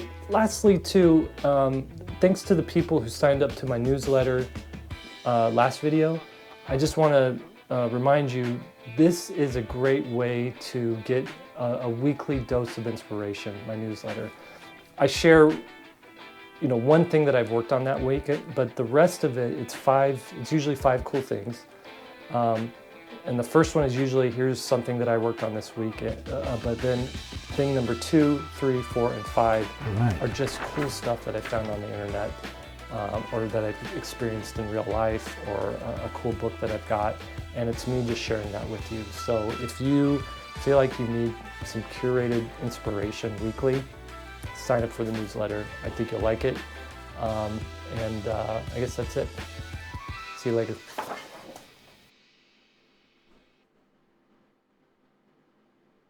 Or whatever of Calvin and Hobbes. I think that if he would have just made a couple of like 30-minute cartoons of Calvin and Hobbes, I think they would have been freaking hilarious.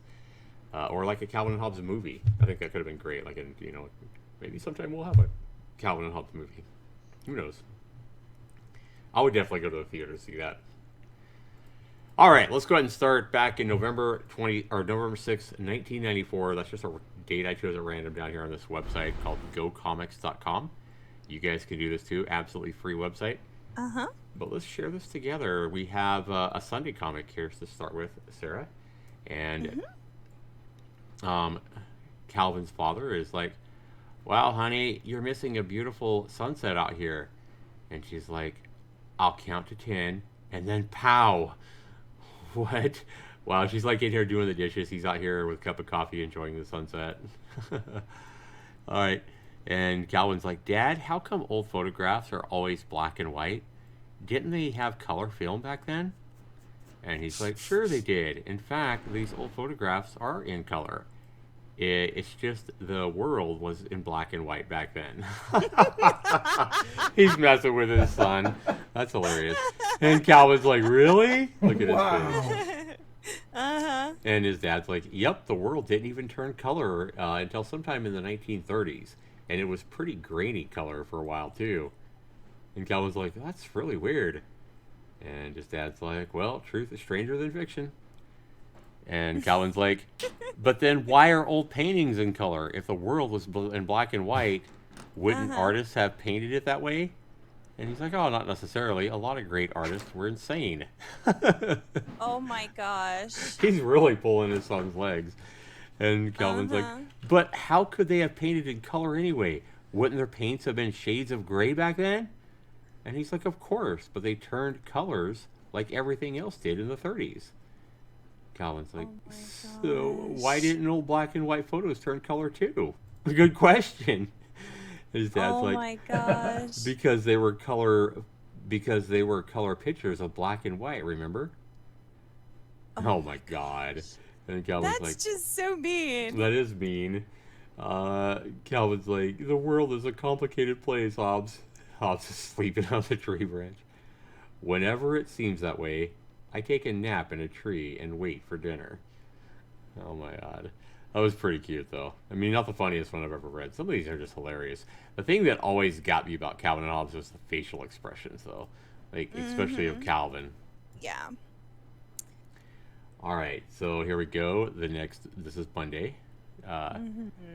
He's got his friend Susie at school, which he always interrogated. Hey, Susie, what did you bring for lunch today? A Swiss cheese and ketchup sandwich. Gross. Swiss cheese and ketchup Swiss sandwich? cheese and ketchup? That sounds disgusting. Oh my gosh, that sounds really bad. It's my very favorite, too, so I didn't want to hear what gross thing you brought. Oh my god. He's like, relax, Susie. I brought the cafeteria lunch today. She's like, good. It appears to be cigar butts in gallstone sauce. Gross. She's like, look at her face. This is what I love so much about Calvin and Hobbes. Look at that face. That's beanie weenies. What are beanie weenies? Really? Oh, gross. If it was cigarette butts and gallstone sauce, oh, yeah, yummy. But it's beanie weenies, gross. Oh my gosh. Hey, do I really need to care about my privacy online? You should. Yeah, you probably should, man. Yeah, you should, Tyler. Very much so. The next day. Hello? Hi, Dad. It's me, Calvin. You're supposed to be at school. I am at school. Are you all right? What's the matter? Why are you calling me? I told the teacher I had to go to the bathroom quick.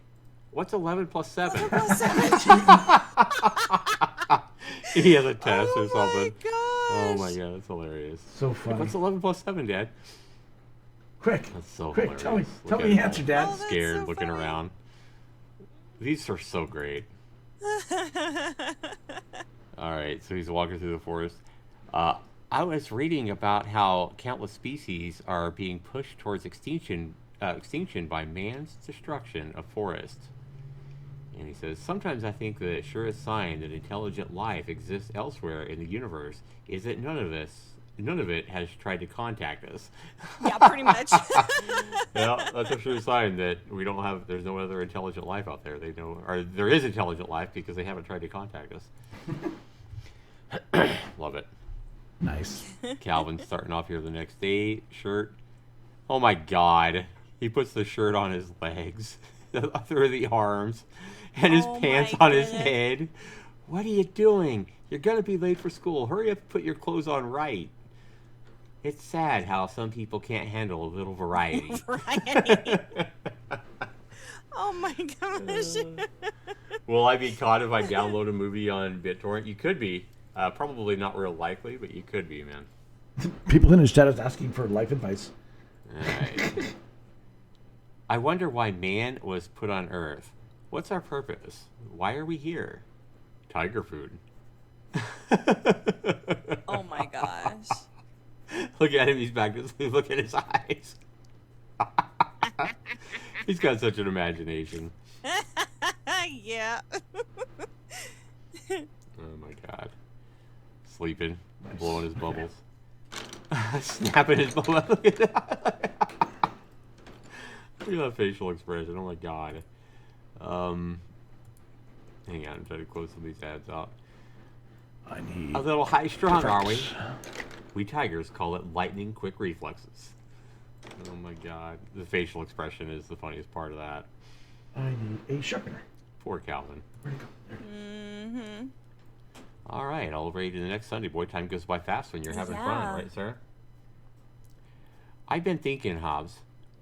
On a weekend? Well, it wasn't on purpose. I believe history is a force. Its unalterable tide sweeps all people and institutions along its unrelenting path. Everything and everyone serves history's single purpose. And what's the purpose? Why, to produce me, of course. I'm the end result of history. You? Think of it. Thousands of generations lived and died to produce my exact specific parents, whose reason for being, obviously, was to produce me. And all history up to this point has been spent preparing the world for my presence. And Hobbes is like, 4.5 billion years probably wasn't long enough. Now I'm here, and history is vindicated. So now that history's brought you, what are you going to do? You wascally wabbit. They're laughing at Bugs Bunny. Oh, that's funny. Too cute. Very much. Right. Hello, is your dad there? No, he isn't. Okay, will you write my number down and have him call me? Hold on, I need a pen. He's blowing up a balloon. Gosh. Pow!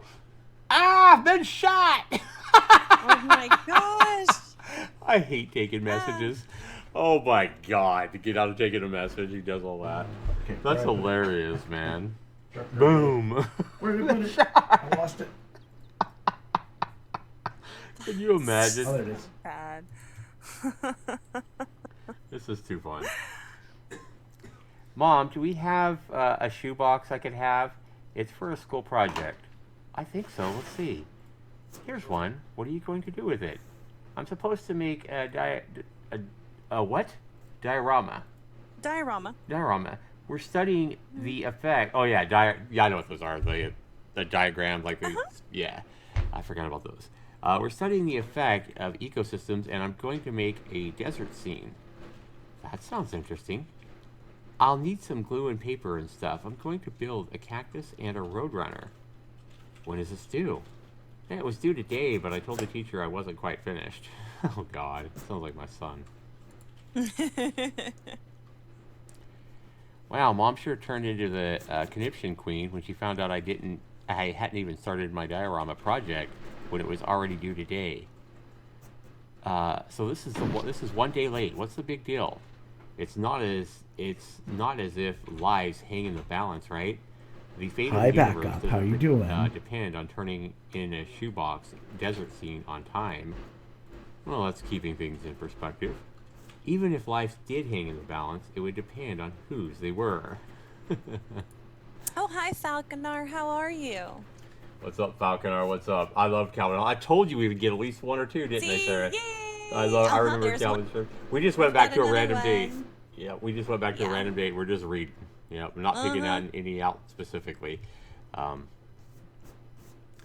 This is hopeless. How am I supposed to create a desert scene in the shoebox when I don't even know what a desert looks like? I've never been to a desert.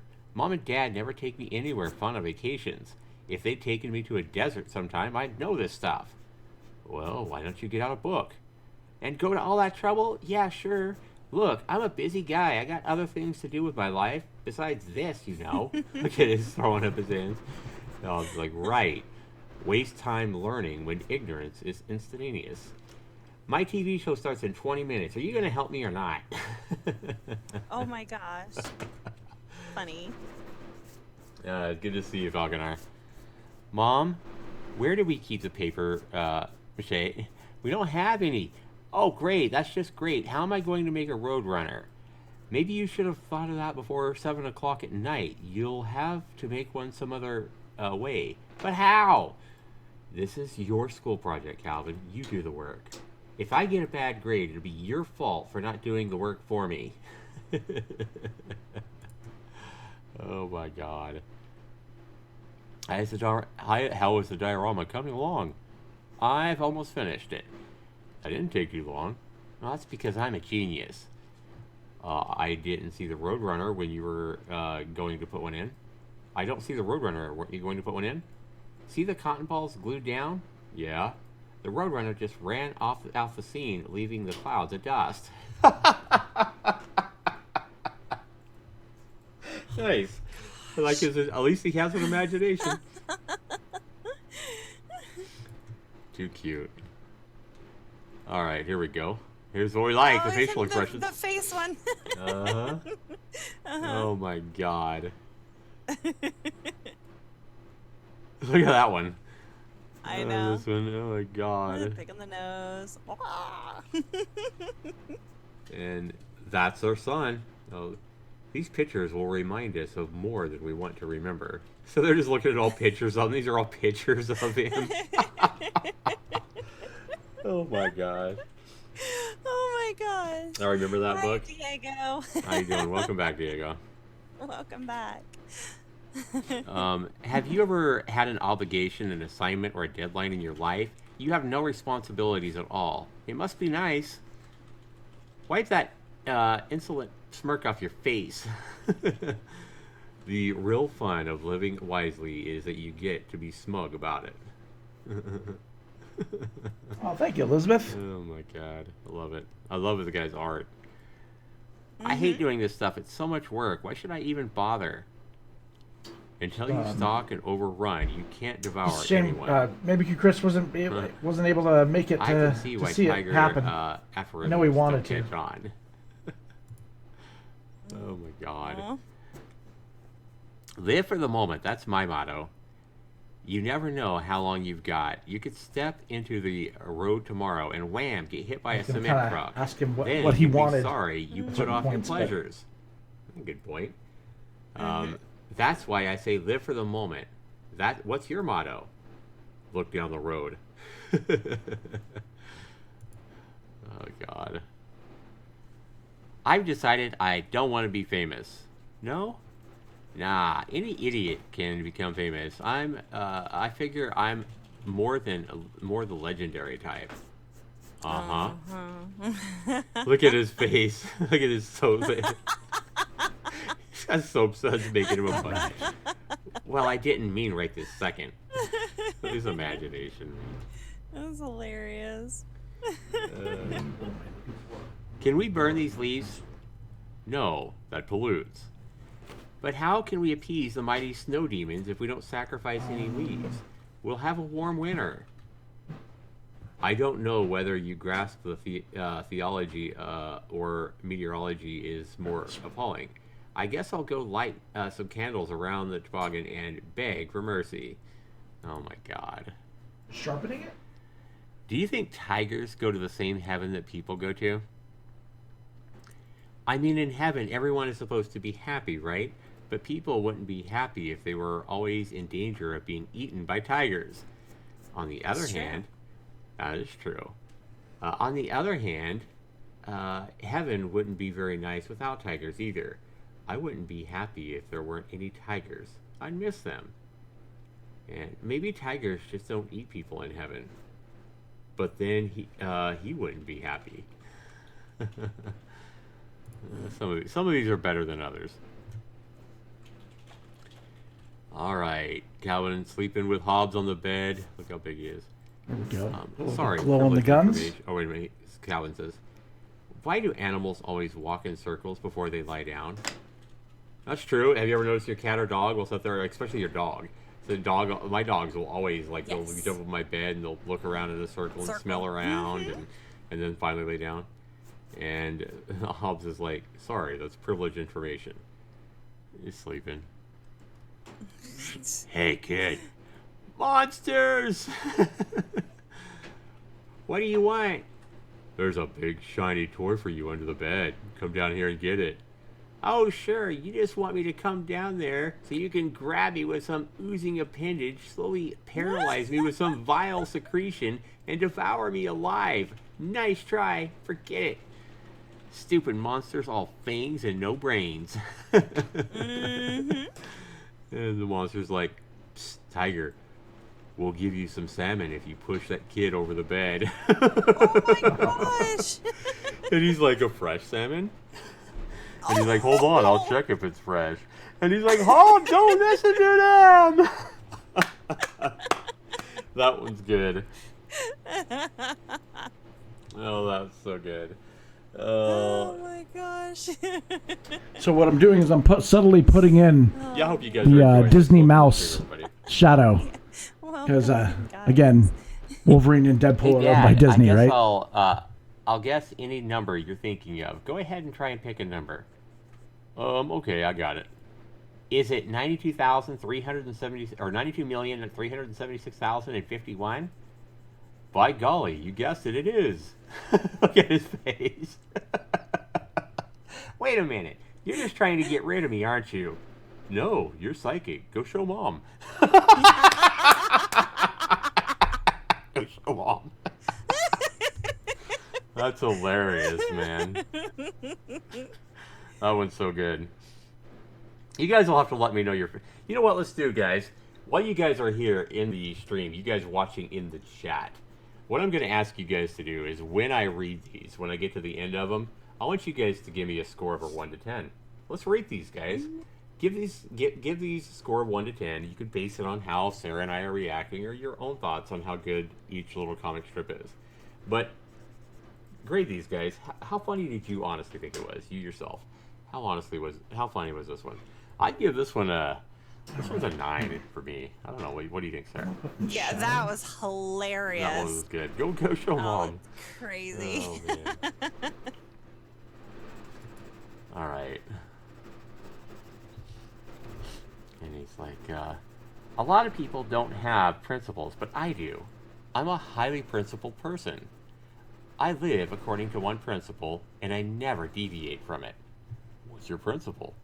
Look out for number 1.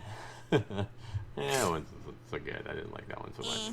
Yeah, you have no hearts over here either. Yeah, that one was pretty blah. 3, if that. Yeah. I mean, it's got to be at least a 3. It's Calvin Hobbes, right? Mom, you know the sandwich you packed for me today? Well, by lunchtime, the jelly had soaked into the bread. That grosses me out. So tomorrow, I'd like the jelly put on a separate container with a knife, so I can spread the jelly and at the last possible moment before I eat the sandwich. Also, you keep using bread from the middle of the loaf. I only like those pieces for toast. For sandwiches, I want only the end pieces because they don't absorb as much jelly. Got it? Okay. Doggone it, she did it again. Poor Calvin. Oh my gosh. I'm pretty pleased with the way this has kind of come out. It's a nice homage to Calvin Hobbes, but yet it's also Wolverine and Deadpool. Why, look, you made your bed without even being told. That's wonderful, Calvin. And, gee, your mom sure is nice when you help her. Yeah, that's the reason I usually don't. I like Mom to be impressed when I fulfill the least of my obligations. That sounds about right. That was good. Look out the window, it's snowing. There must be almost half an inch. Right on, right on. By morning, I bet there'll be tons of snow. Do you think the schools will close? Now, this is totally my son. He sees a half inch of snow, he starts to get excited about no school. Do you think the schools will close? What? Oh, yeah? Well, same to you. I wonder how a crabby guy like him get to be superintendent. He called the superintendent of the school. Oh my god. Because there was a half inch of snow. Do you think the schools will close? That is hilarious. Schools have to be closed, man. Come on. There's a reason this one has 4 hearts, guys. Yeah, more hearts than that. That is Oh, well, it was hilarious. good. I'd give that one a 9. Oh my god. Yeah. Definitely. That was quite a ride, I'll say. I've never seen a sled catch fire before. What? We're lucky that pond hadn't frozen.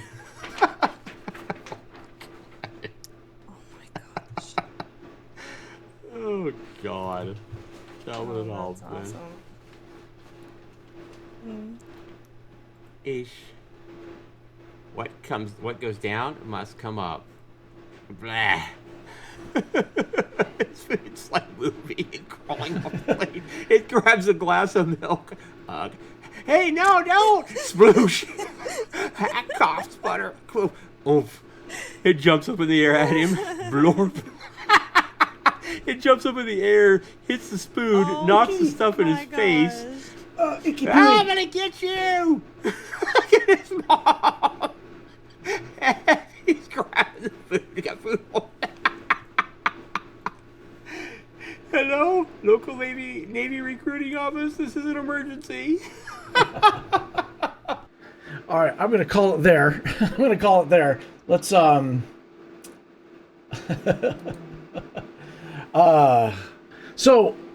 got to switch to the screen here. Hold on a second. All right. Hello, guys. Let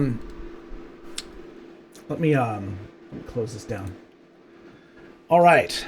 So what I've kind of put together here is, although this was a commissioned piece by Maybe Q Chris, I wanted to give you guys something as well. So what I did was I did a preliminary sketch for this drawing, and so I was going to give that, sketch away to you guys. Just a little doodle and stuff like that, but it's still be nice for a giveaway, right? Is that Calvin and Hobbesy?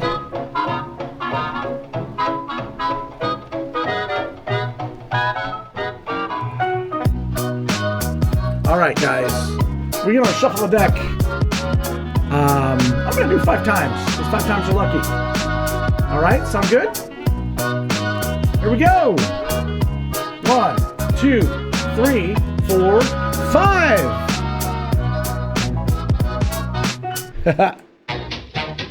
All right. Let's spin it. Here's a dance you ought to do. Let me introduce to you, posing. Everybody pose. Oh no, Danny, gotta get right away. My God. Let me introduce to you. I'm so sorry, Danny.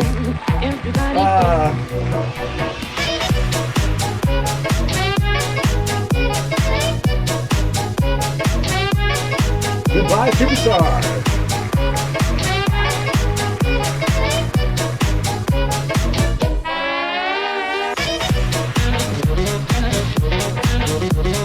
We got camera cam.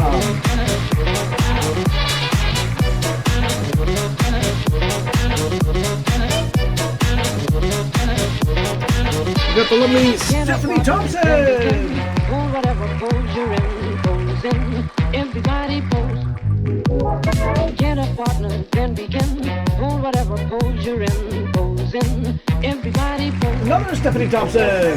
Everybody then dance. Everybody then dance. Everybody then we got dance. Everybody then.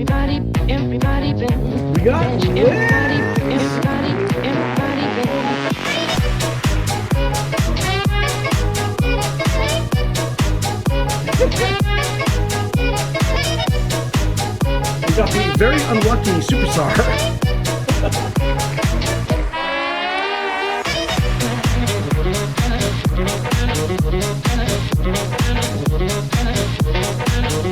Ooh, it's Gamer Cam or Stephanie? It is Gamer Cam. That was a tight one.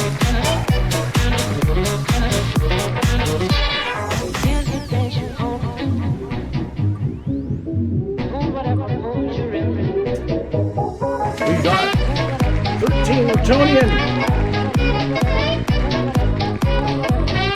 16 names left.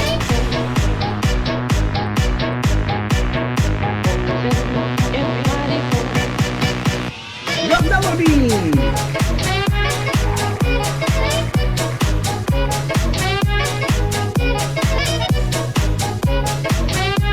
Oh, Elizabeth. Oh, it just missed ya. Lorenzo Schreiber.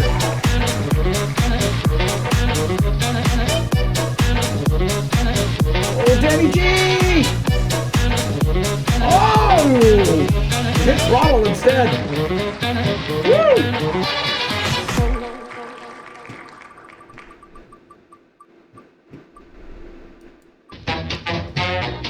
Oh, I think that's it for Superstar. I think she's toast. Goodbye, Superstar. Here's a dance you ought to do.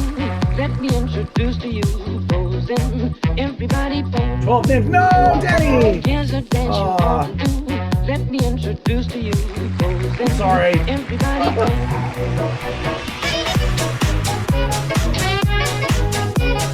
Elizabeth! Oh my gosh. Why are they picking on all the people that are here? Oh, no, the death heart. We got Stephanie Thompson.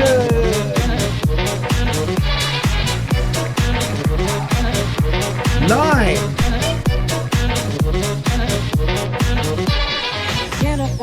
Oh, the ever so not so lucky throttle.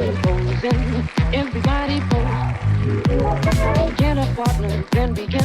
Hold What whatever we got next? pose you're Oh, in. Throttle got a hit with a double whammy, and I think that is it for Throttle. Throttle is toast. Everybody, Goodbye, Throttle. everybody bend. Dance, everybody. Lucky number 7, here we go. Here, good luck charm Luna is sleeping. Oh no. Uh-oh, it's definitely Stephanie. There's a double whammy there. All right. 6 names on the wheel, each with a different color. We got Emma, UK23, Stephanie Thompson, GamerCam, another Stephanie Thompson, Ace Hardcore, and Lynn.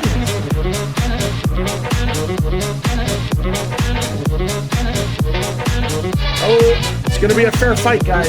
Fair fight down the middle. 5-way split. Good luck.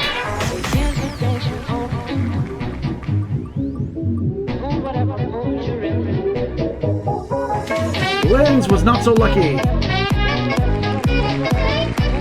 All right, 4 names.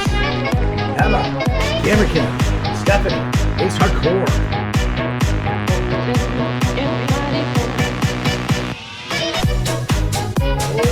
Is it going to be GamerCam or is it going to be Emma? It is Emma. 3 names left on the wheel. Who's it going to be?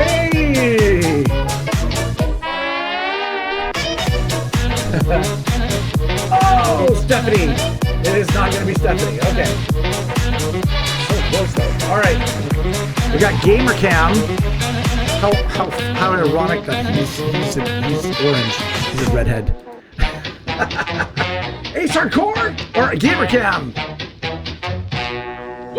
Take this moment to say thank you guys for hanging out on the stream today. Really appreciate it. I know it was a quiet night, and technically this kind of stream I don't normally do. I don't normally do commissions on stream.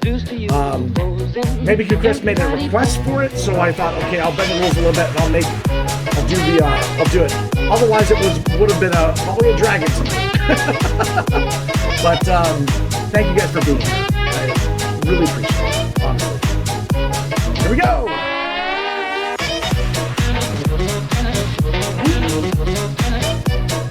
Oh my god. Oh my god, guys. Whoa. Oh my gosh. GamerCam. It is not GamerCam. It is Ace Hardcore. Ace Hardcore has never won a drawing on this channel before. Wow. Oh, we can't say that anymore. Congrats to Ace Hardcore. I'll have to let him know. I'll have to he's been a Patreon supporter, and just has, he's been always like, if it happens, it happens. I appreciate it. I definitely appreciate it. Ace Hardcore, you won a sketch of Calvin Hobbes / Deadpool Wolverine / Countpool and Tigerine is the way I want to call it. Congratulations, Ace Hardcore. First time win on the channel. Always great to see it. Always great to see it. Woo! Hit that like button. Hit that like button. If you haven't hit that subscribe button, hit that subscribe button. I gotta say that. I don't say it enough. We're not even on YouTube right now. This is on Twitch, Kick, and DLive. But eventually, it might get to YouTube. So we'll see. Awesome. Much love, guys. May all your hits be criticals. Your adventures legendary. And I will see you guys on the next one. Mwah!